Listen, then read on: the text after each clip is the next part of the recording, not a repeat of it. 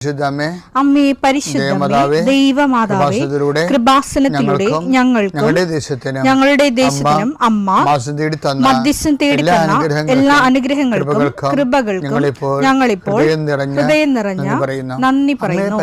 അമ്മേ പരിശുദ്ധമേ, ദൈവമാതാവേ, 2004 ഡിസംബർ 7 ഉച്ചകഴിഞ്ഞ് 2:30 കൃപാസനത്തിൽ സംഭവിച്ച അമ്മയുടെ പ്രത്യക്ഷപ്പെടലിനെ കുറിച്ച് സമർപ്പിച്ചിരിക്കുന്ന പഠനരേഖകളുടെ മേൽ സഭാത്മകമായ പഠനം ആരംഭിക്കുവാൻ ഞങ്ങൾ പ്രാർത്ഥിക്കുന്നു. അമ്മേ പരിശുദ്ധമേ, ഭൂസ്വർലോകങ്ങളുടെ രാജ്ഞിയായ അങ്ങേയ്ക്ക് ഭൗമസംരക്ഷണത്തിനായി പ്രപഞ്ചപ്രകൃതിയെ തന്നെ തിരുസഭ പ്രതിഷ്ഠിക്കുവാൻ ഈ പ്രത്യക്ഷീകരണം വഴി ഇടയാക്കണമേ. പരിശുദ്ധമേ, ജപമാല മാതാവേ, സകല കൃപാസനം പ്രാർത്ഥനയോടും ചേർത്ത് ഞങ്ങളിപ്പോൾ പ്രാർത്ഥിക്കുന്ന ഈ കുടുംബത്തിന്റെ പ്രത്യേക നിയോഗം മക്കളെ.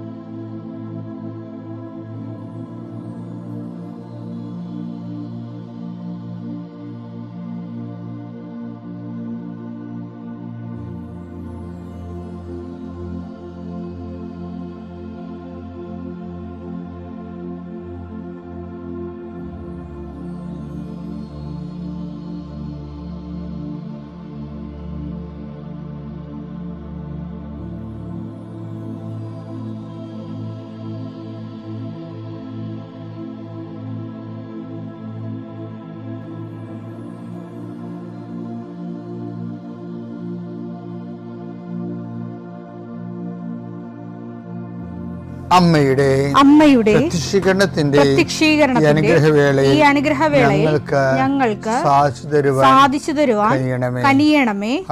ആമേൻ. വിശ്വാസ പ്രമാണം. സർവശക്തനായ പിതാവും ആകാശത്തിന്റെയും ഭൂമിയുടെയും സൃഷ്ടാവുമായ ദൈവത്തിൽ ഞാൻ വിശ്വസിക്കുന്നു. അവിടുത്തെ ഏകപുത്രനും ഞങ്ങളുടെ കർത്താവുമായ ഈശോ മിശിഹായിലും ഞാൻ വിശ്വസിക്കുന്നു.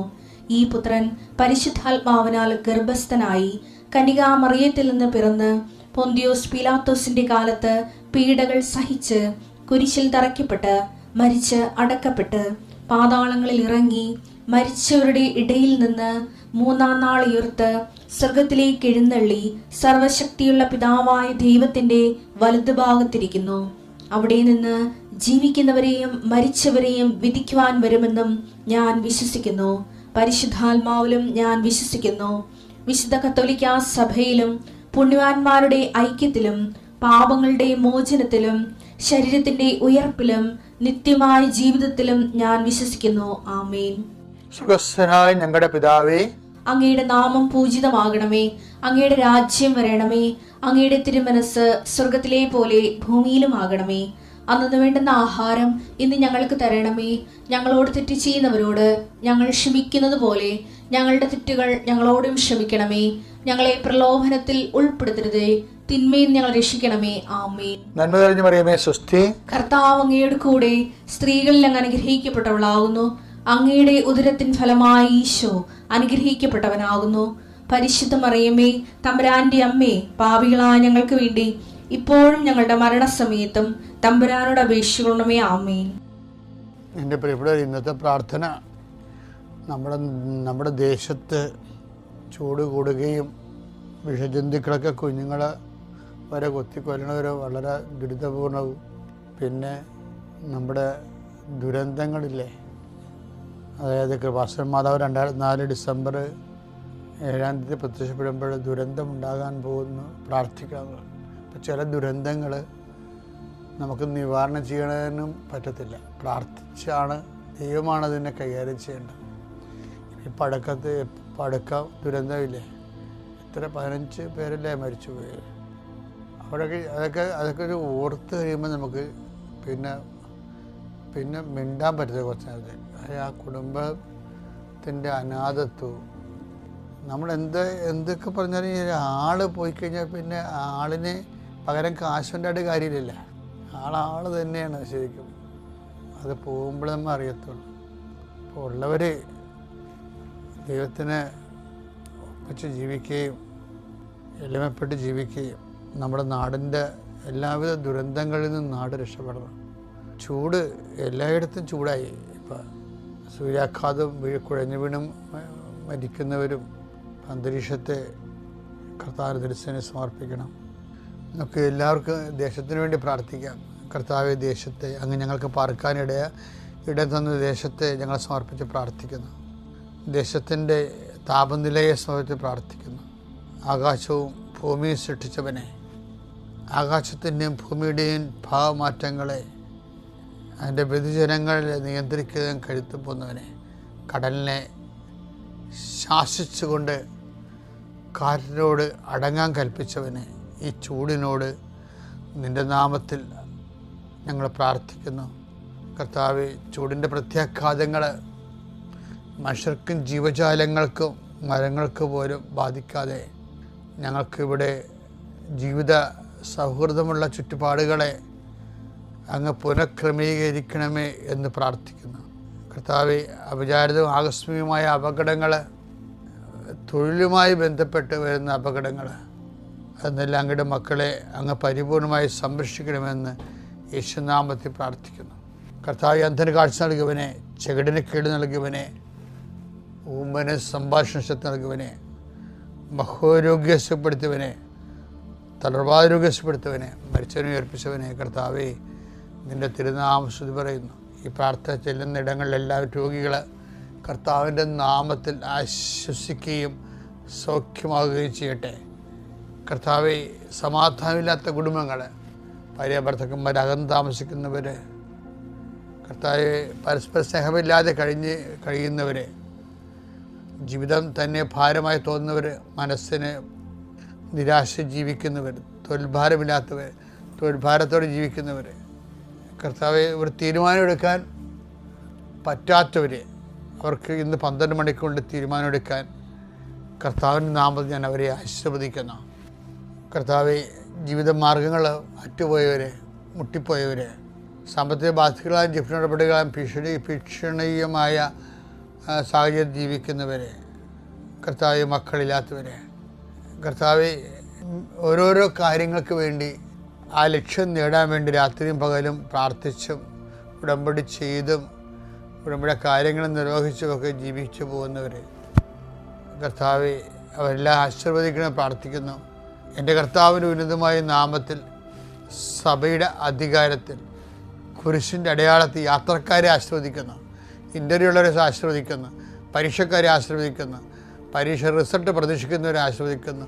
ഉന്നതമായ റിസൾട്ടിനാൽ കർത്താവ് നിന്നെ ആശീർവദിക്കട്ടെ, നിന്നെ അനുഗ്രഹിക്കട്ടെ. ഉപരിപഠനത്തിനും ഉപരിജോലിക്കും ഉപരിയാത്രയ്ക്കും വേണ്ടിയുള്ള എല്ലാ അനുഗ്രഹങ്ങളും കർത്താവ് നിന്നിൽ വർഷിക്കട്ടെ. നിത്യം പിതാവും പുത്രനും പരിശുദ്ധാത്മാവായ സർവീശ്വര എന്നേക്കും ആമേൻ. എൻ്റെ പ്രിയപ്പെട്ടവരെ, പിന്നെ നമ്മുടെ ജീവിത മേഖലകളിലെ നമുക്ക് ലൈഫ് ഇൻസ്റ്റിങ്ക്റ്റ് ഉണ്ടല്ലോ. ലൈഫ് ഇൻസ്റ്റിങ്ക്റ്റ് എന്ന് പറയുന്നത് എന്താണ്? ജന്മവാസനകൾ, ജീവിക്കാൻ വേണ്ടിയുള്ള വാസനകൾ. ഈ ലൈഫ് ഇൻസ്റ്റിങ്ക്റ്റിൻ്റെ ജന്മവാസനകൾ, അതിനതെല്ലാം ഉണ്ടല്ലോ. നമ്മളുടെ നീഡ്സ്, ആവശ്യങ്ങൾ, നീഡ് ടു ബി സേഫ്, അതിൻ്റെ ഒരു ആവശ്യമാണ്. അതിലാണ് നമ്മൾ വീടൊക്കെ കെട്ടണത്. അത് ജന്മവാസനയാണ് ശരിക്കും. നീഡ് ടു ബി സേഫ് എന്നുള്ളതിൻ്റെ സുരക്ഷിതയായിരിക്കുക. എന്താണ്? Stand safe. അതുപോലെ തന്നെ അതിന് മറുപുറം, ആ ഒരു നാണയത്തിൻ്റെ മറുപുറമാണ് ഡെത്ത് ഇൻസ്റ്റിങ്ക്റ്റ് ഉണ്ട്, മരണവാസനകളുണ്ട്. ആത്മഹത്യയല്ല ഞാൻ ഉദ്ദേശിച്ചത്. ഈ അനാവശ്യമായ ഭയങ്ങൾ വരുമല്ല. ഈ നമ്മുടെ ലക്ഷ്യത്തിലെത്താൻ നമ്മളെ പുറകിൽ നിന്ന് വലിക്കുന്നത് ഈ ഡെത്ത് ഇൻസ്റ്റിങ്ക്ട്സാണ്. അത് ഐഡൻറ്റിഫൈ ചെയ്യാൻ പറ്റത്തില്ല. അത് എപ്പോൾ വരുമെന്നറിയാൻ പറ്റത്തില്ല. അത് വരും. പക്ഷേ അത് നമ്മളെ ഇന്ന് ഓരോ കാര്യത്തിനും പല ആൾക്കാരും ഗതി പിടിക്കാതെ വളരാത്തതിൻ്റെ കാര്യം ചില പറഞ്ഞാൽ അതിൻ്റെ അകത്ത് ഒരു റിസ്ക് ഫാക്ടർ ഉണ്ട്. ഇവരെന്ത് റിസ്ക് എന്ന് പറയുന്ന ആൾക്കാർ എപ്പോഴും റിസ്കിനെ കുറിച്ച് തന്നെ പറഞ്ഞുകൊണ്ടിരിക്കും. അതിൻ്റെ അകത്തൊരു 50% റിസ്ക് ഫാക്ടറാണ് എന്ന് വെച്ച് കഴിഞ്ഞാൽ സാഹസമാണെന്ന്, നമുക്ക് പണി കിട്ടുമെന്നുള്ളതാണ്. ഇനി ഈ റിസ്ക് ഫാക്ടർ ഉണ്ടല്ലോ, അത് കവർ ചെയ്യാൻ പറ്റും നമുക്ക്. എന്ന് വെച്ച് കഴിഞ്ഞാൽ അത് it will be there may be, but we can bind it.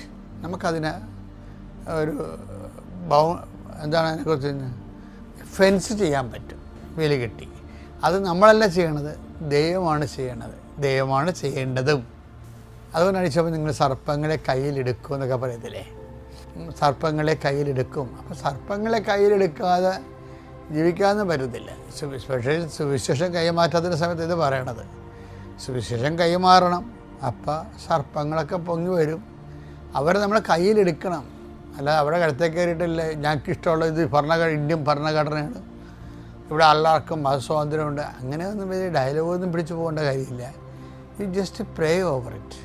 ഇപ്പോൾ ചില ആൾക്കാർ പറഞ്ഞില്ലേ, ഞങ്ങളെ ആശുപത്രിയിൽ പത്രം കൊടുക്കാൻ അവർ സമ്മതിച്ചില്ല, ഞങ്ങളെ പറഞ്ഞ് പുറത്താക്കി. അപ്പോൾ ഞങ്ങൾ വെയിലത്ത് നിന്ന് കൊന്തയും ചൊല്ലിയിട്ട് പഠിക്കാൻ നിന്ന് കൊടുത്ത് തീർക്കും, അത്രയേ ഉള്ളൂ കാര്യം. പക്ഷെ അവർ വെയിലത്ത് നിന്ന് നമ്മൾ കൊന്തയിലണ കാണുമ്പോൾ അവർക്കൊരു നമ്മളോടൊക്കെ ഒരു സഹതാപം.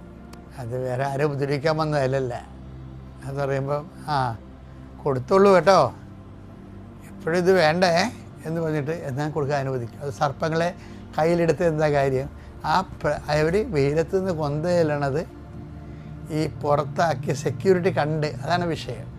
അപ്പം ഇത് ഈശോ പറഞ്ഞതാണ്, സുവിശേഷകൻ്റെ ഒരു മോഡ് ഓഫ് ആക്ഷനാണിത്. ലോകം മുഴുവൻ പോയി എല്ലാ സൃഷ്ടികളോടും സുവിശേഷം പ്രസംഗിക്കണം. പക്ഷെ അപ്പോൾ സർപ്പങ്ങൾ വരും, അവരെ നമ്മൾ കയ്യിലെടുക്കണം. പിന്നെ മാരകമായി എന്ത് കഴിച്ചാലും നിങ്ങൾക്ക് ഒരു ഉപദ്രവം ഉണ്ടാകത്തില്ല. എന്ന് വെച്ച് കഴിഞ്ഞാൽ കർത്താവിൻ്റെ നാമത്തിൽ ചെയ്യുന്ന ഒരു കാര്യത്തിനും ദൈവം അതിൻ്റെ ഉപദ്രവവശങ്ങൾ ദൈവം കൈകാര്യം ചെയ്യുന്നതിൻ്റെ അർത്ഥം. അപ്പം ആ ധൈര്യം ഉണ്ടാണ് നിങ്ങൾക്ക്. മർക്കോസ് 16:18 അവർ സർപ്പങ്ങളെ കയ്യിലെടുക്കും, അവർ സർപ്പങ്ങളെ കയ്യിലെടുക്കും, മാരകമായ എന്ത് കുടിച്ചാലും അതവരെ ഉപദ്രവിക്കുകയില്ല. അതവരെ ഉപദ്രവിക്കുകയില്ലെന്ന് വെച്ച് കഴിഞ്ഞാൽ എൻ്റെ ഉപദ്രവത്തിൻ്റെ ജീവിതത്തെ ഈശോ കൈകാര്യം ചെയ്തോളൂ എന്നതിൻ്റെ അർത്ഥം. എന്ന് വെച്ചാൽ എൻ്റെ അർത്ഥം എന്താണ്, ഞാൻ നിങ്ങളുടെ കൂടെ കാലത്തിൻ്റെ അവസാനം വരെ, ഇതിൻ്റെ കൂടെ വരേണ്ടതാണതേ, ഞാൻ നിങ്ങളുടെ കൂടെ ഉണ്ടാകും. മർക്കോസ് ലോകം മുഴുവനും പോയി സുവിശേഷം പ്രസംഗിക്കാൻ പറയുമ്പോൾ മത്തായി പറയും, പോകുന്നവൻ്റെ കൂടെ ഞാനുണ്ടാകും. സർപ്പങ്ങൾ കയ്യിലെടുക്കും നിങ്ങൾ, മാരകമായ എന്ത് കഴിച്ചാലും ഒരു ഉപദ്രവം ഉണ്ടാകത്തില്ല.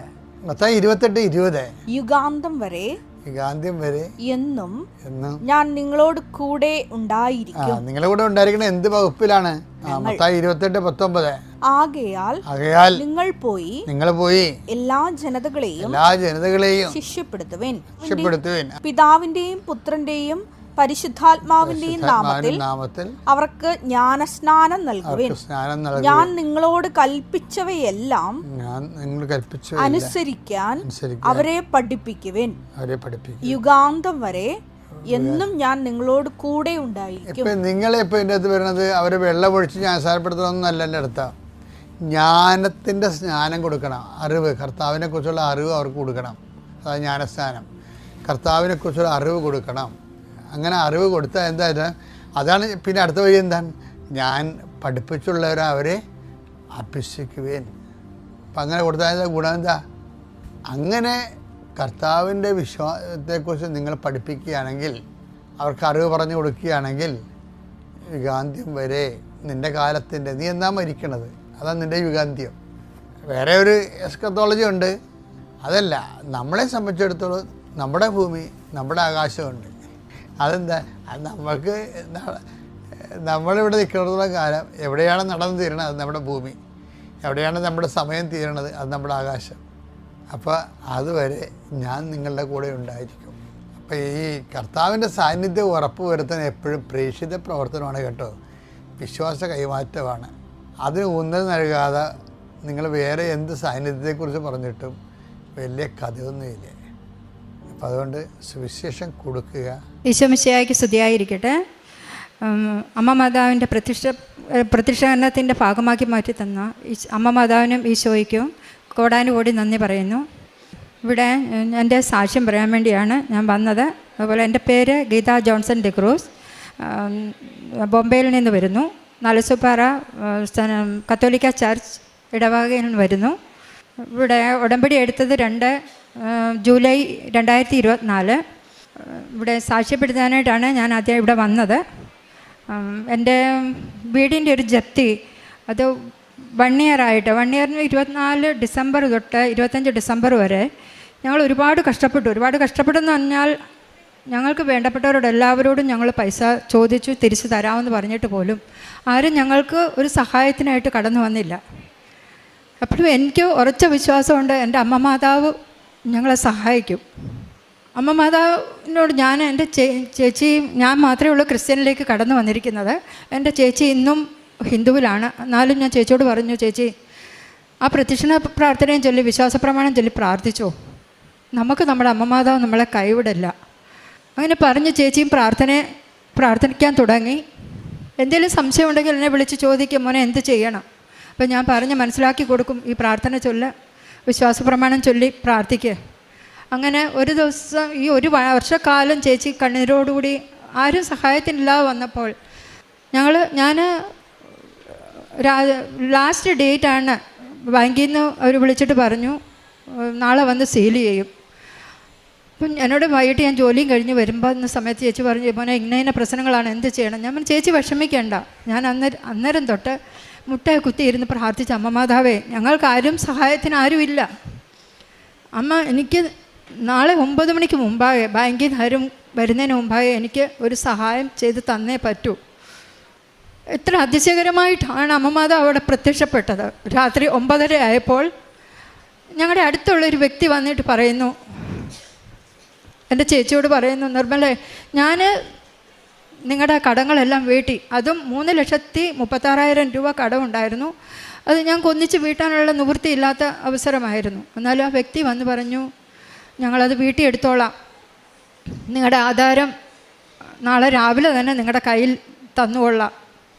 ഇതിനു മുമ്പേ അവരോട് ചോദിച്ചത് പൈസ അന്നും അവരുടെ ഇല്ല എന്ന് പറഞ്ഞൊരു വ്യക്തിയാണ്. എന്നാലും എനിക്ക് തീർച്ചയായിട്ടും അറിയാം എൻ്റെ അമ്മ മാതാവാണ് എൻ്റെ വീട്ടിൽ വന്നതും അവരെ കൊണ്ട് പറയിപ്പിച്ചതും എല്ലാം എനിക്ക് ഉറച്ച വിശ്വാസമുണ്ട്. അങ്ങനെ പിറ്റേ ദിവസം 10 മണി ആയപ്പോഴത്തേക്ക് എൻ്റെ ചേച്ചിയെ ബാങ്കിൽ നിന്ന് ആ ആധാരം എടുത്ത് കൈ കൊണ്ട് കൊടുത്തു. അവർ സന്തോഷത്തോടുകൂടി പറഞ്ഞു, നിങ്ങൾ വിഷമിക്കേണ്ട, അത് തിരിച്ചു തരുന്ന കാര്യത്തെപ്പറ്റി പിന്നെ നമുക്ക് ചിന്തിക്കാം. അങ്ങനെ ഒരു വാക്കാണ് പറഞ്ഞു വെച്ച് പോയത്.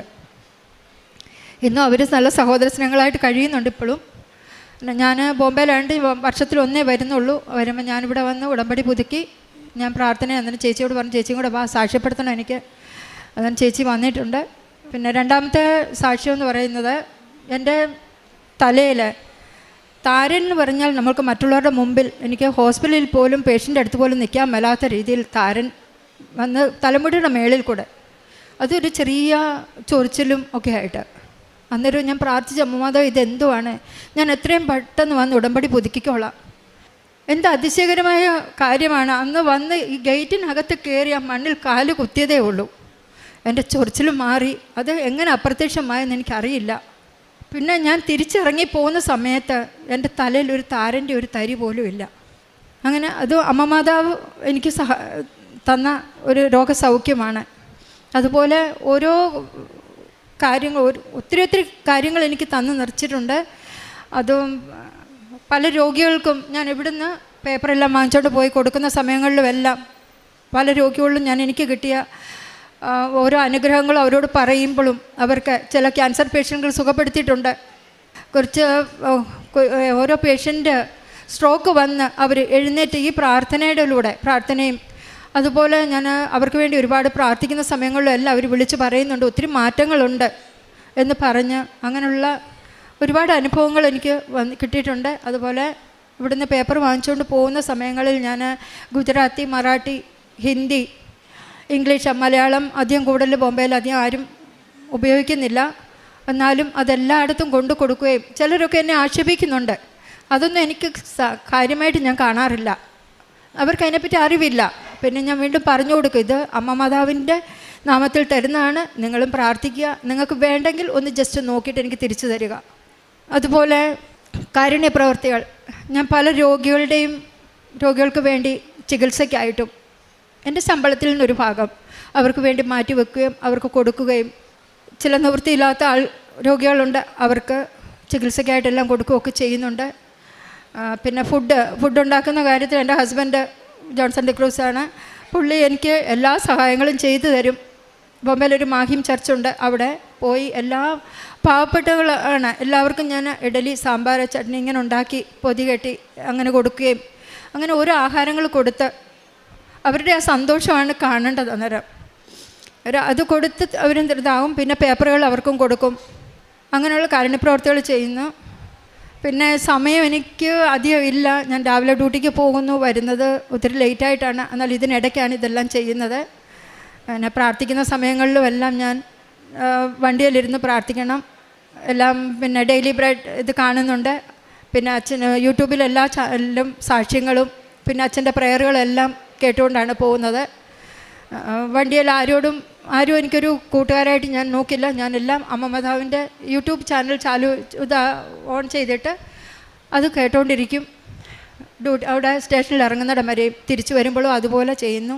പിന്നെ അമ്മ മാതാവ് എനിക്ക് വേണ്ടി ഈശോയും ചെയ്തു തന്ന എല്ലാ നന്മകൾക്കും 1000 നന്ദി പറയുന്നു. ഇവിടെ കൊണ്ട് എൻ്റെ സാക്ഷ്യം നിർത്തുന്നു. സങ്കീർത്തനങ്ങൾ 115, 11, 12 തിരുവചനങ്ങൾ. കർത്താവിൻ്റെ ഭക്തരെ കർത്താവിൽ ആശ്രയിക്കുവിൻ, അവിടുന്നാണ് നിങ്ങളുടെ സഹായവും പരിചയം. കർത്താവിന് നമ്മെക്കുറിച്ച് വിചാരമുണ്ട്, അവിടുന്ന് നമ്മെ അനുഗ്രഹിക്കും.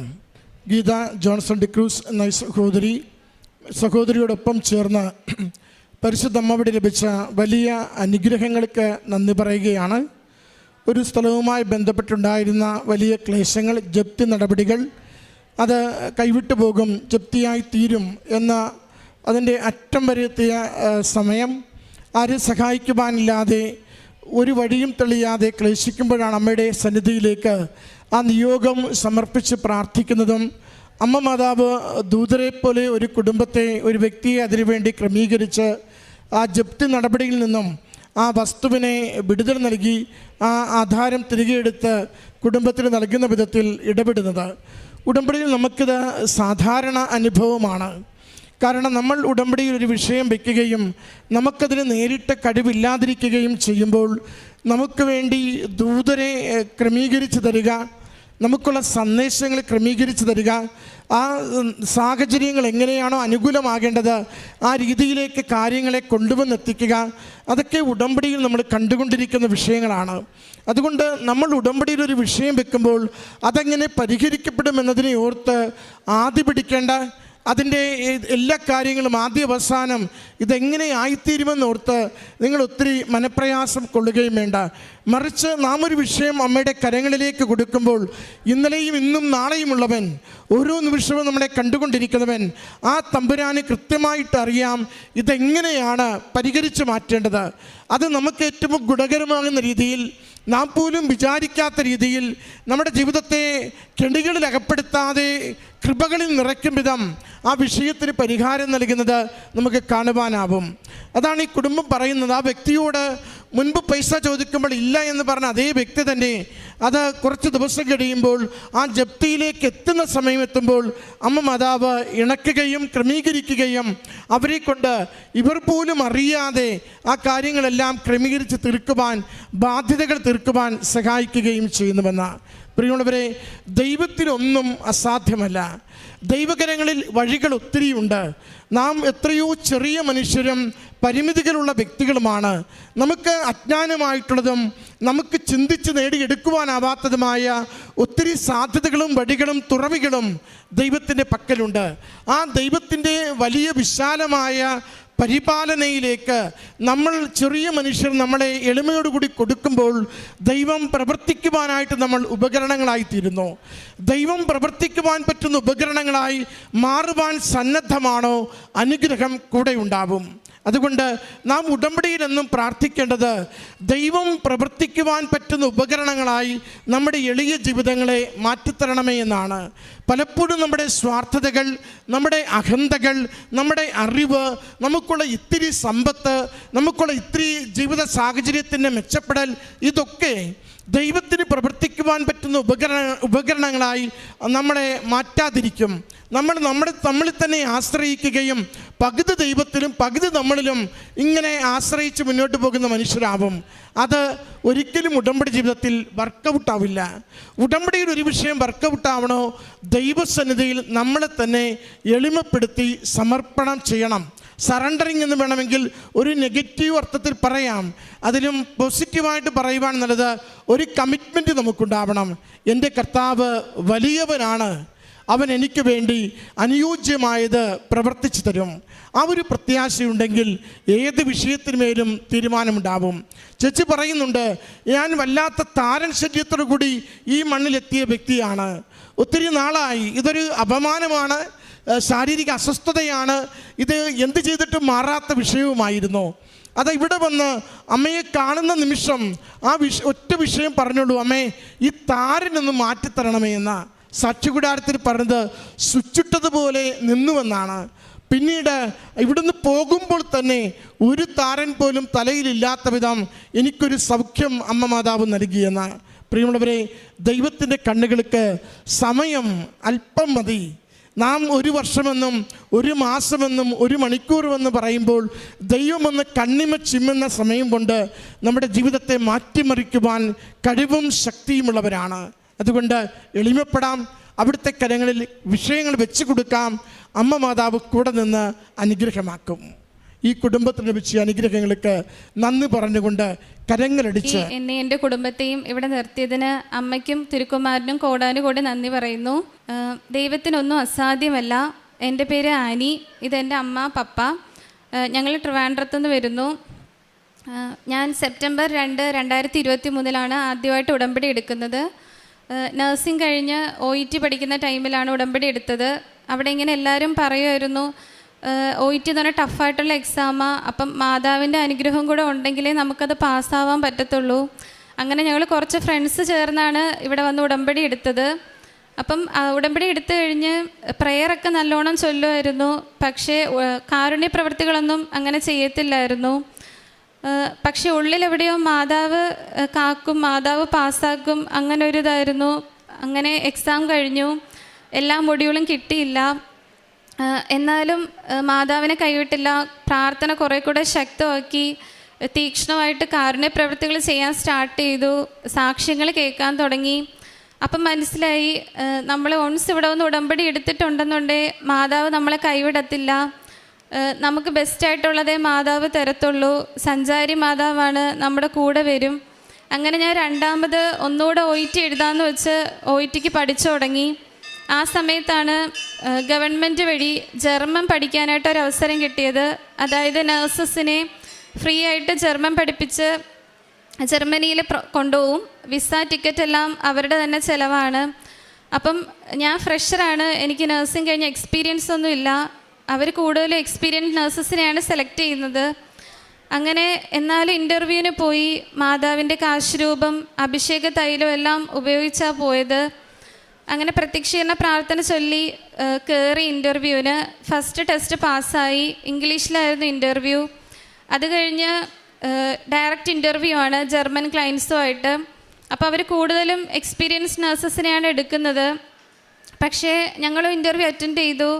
അത് കഴിഞ്ഞ് റിസൾട്ട് വരാറായി. അപ്പം എൻ്റെ കൂടെ വന്ന എല്ലാവർക്കും കിട്ടി. പിന്നെ എൻ്റെ റിസൾട്ട് വന്നിട്ടില്ല. അങ്ങനെ ഞാൻ പ്രത്യക്ഷീകരണത്തിൻ്റെ പ്രാർത്ഥന ചൊല്ലി മാതാവിൻ്റെ അടുത്ത് പ്രാർത്ഥിക്കുമായിരുന്നു, മാതാവേ നിനക്ക് ഇഷ്ടമാണെങ്കിൽ മാത്രം എന്നെ ഇതിന് സെലക്ട് ആക്കണേ. അങ്ങനെ പ്രത്യക്ഷീകരണ പ്രാർത്ഥന ചൊല്ലി തീർന്നില്ല, അതിന് മുന്നേ എൻ്റെ റിസൾട്ട് വന്നു, പാസ്സായി. അങ്ങനെ ജർമ്മൻ പഠിക്കാൻ സ്റ്റാർട്ട് ചെയ്തു. പുതിയ ലാംഗ്വേജാണ്, എനിക്കങ്ങനെ വലിയ മെരിറ്റൊന്നും ഇല്ല. പക്ഷെ മാതാവ് തന്നെ എന്നെ എല്ലാം പഠിപ്പിച്ചു. A1 കഴിഞ്ഞു, A2 കഴിഞ്ഞു. A2 ടൈമൊക്കെ എക്സാം ടഫായിരുന്നു. പക്ഷേ മാതാവാണ് എന്നെ പാസ്സാക്കിയത്. ആര് ചോദിച്ചാലും ഞാൻ പറയുമായിരുന്നു, ഞാൻ എഴുതി വെച്ചിട്ട് ഞാൻ പാസ്സാവത്തില്ല, മാതാവിൻ്റെ അനുഗ്രഹം കൊണ്ടാണ് ഞാൻ പാസ്സായത്. അങ്ങനെ B1 കഴിഞ്ഞു, B2 ആയി. B2 ടൈമൊക്കെ ആയപ്പം കുറേ അസുഖങ്ങളൊക്കെ വന്ന് എനിക്കൊന്നും പഠിക്കാൻ പറ്റുന്നില്ല. പിന്നെ ആ ടൈം കുറേ ഇങ്ങനെ കാരുണ്യ പ്രവർത്തികൾ ചെയ്യേണ്ട കുറേ സാഹചര്യങ്ങൾ എനിക്ക് വന്നു. അപ്പോൾ അതിന് പോകണോ, ഇരുന്ന് പഠിക്കണോ? പക്ഷെ ഞാൻ കാരുണ്യ പ്രവൃത്തി ചെയ്യാൻ തന്നെ തീരുമാനിച്ചു. കാരണം നമ്മൾ എത്രയൊക്കെ ഇരുന്ന് പഠിച്ചാലും മാതാവ് അവിടെ പ്രവർത്തിച്ചില്ലെന്നുണ്ടേ അവിടെ ഒന്നും നമുക്ക് പാസ്സാവാനോ ഒന്നും പറ്റത്തില്ല. അപ്പോൾ എൻ്റെ ഹോസ്റ്റലിൽ എല്ലാവരുമൊക്കെ പറയുമായിരുന്നു, നീ ഇരുന്ന് പഠിക്കാതെ പാസ്സാവത്തില്ല. പക്ഷെ ഞാൻ കാരുണ്യ പ്രവൃത്തികൾ ചെയ്യാൻ തന്നെ തീരുമാനിച്ചു. അതെല്ലാം ചെയ്തു. നമ്മളത് ചെയ്യുമ്പോൾ മാതാവ് എനിക്ക് വേണ്ടി എൻ്റെ എക്സാമിൽ പ്രവർത്തിക്കുമെന്ന് എനിക്കറിയായിരുന്നു. അങ്ങനെ എക്സാമിന് പോയി. എക്സാമിന് ഫുള്ള് ചെക്ക് ചെയ്താണ് അവരകത്ത് കയറ്റുന്നത്. പക്ഷേ മാതാവിൻ്റെ കാശ് രൂപ ഉപ്പും അകത്ത് കയറ്റാതെ ഞാൻ പാസ്സാവത്തില്ല. അങ്ങനെ ഞാൻ പ്രാർത്ഥിച്ചുകൊണ്ട് തന്നെ പോയി. എൻ്റെ മാത്രം കർച്ചീഫ് ഒന്നും അവർ ചെക്ക് ചെയ്തില്ല, അതിനകത്തെ ഉപ്പ് വച്ചിട്ടുണ്ടായിരുന്നു. അങ്ങനെ മാതാവിൻ്റെ ഉപ്പെല്ലാം അവിടെ ഉപയോഗിച്ച് വിശ്വാസ പ്രമാണം ചൊല്ലിയാണ് ഞാൻ എക്സാം സ്റ്റാർട്ട് ചെയ്തത്. ചില ക്വസ്റ്റ്യൻസ് ഒന്നും അറിയത്തില്ലായിരുന്നു, പക്ഷെ മാതാവിനെ മുറുകെ പിടിച്ച് എക്സാം ഫുൾ കംപ്ലീറ്റ് ചെയ്തു. അത് കഴിഞ്ഞ് ഞാനിവിടെ ഉടമ്പടി പുതുക്കേണ്ട ഡേറ്റ് ആയിരുന്നു. ഇവിടെ ഉടമ്പടി പുതുക്കാൻ വന്നു. അങ്ങനെ അപ്പോൾ എനിക്ക് പ്രദക്ഷിണമായിട്ട് പോകാനായിട്ട് മാതാവിനെ കിട്ടിയത്. അപ്പോഴേ മാതാവ് എൻ്റെ കൂടെ ഉണ്ടെന്ന് എനിക്ക് ഉറപ്പായിരുന്നു. അത് കഴിഞ്ഞ് റിസൾട്ട് വന്നപ്പം എനിക്ക് റൈറ്റിങ്ങിന് ഫുൾ മാർക്ക് ഉണ്ടായിരുന്നു. അതൊരിക്കലും എൻ്റെ മെരിറ്റ് കൊണ്ടല്ല, കാരണം എന്താണേലും അതിൽ കുറേ മിസ്റ്റേക്ക് ഉണ്ടെന്ന് ഉറപ്പാണ്.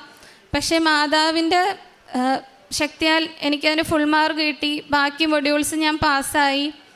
അങ്ങനെ B2 കംപ്ലീറ്റ് ആയി. മാതാവിൻ്റെ അനുഗ്രഹത്താൽ എനിക്കതിലൊരു മെരിറ്റും ഇല്ല.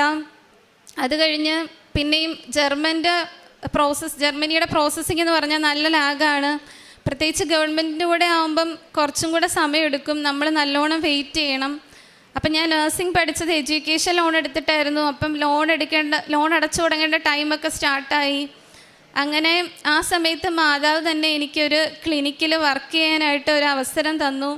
അങ്ങനെ ആ ക്ലിനിക്കിൽ എനിക്ക് വർക്ക് ചെയ്യാൻ പറ്റി. അതിങ്ങനെ ക്യാൻസർ പേഷ്യൻസിൻ്റെ പെറ്റ് സ്കാനൊക്കെ ചെയ്യുന്ന സെൻറ്ററാണ്.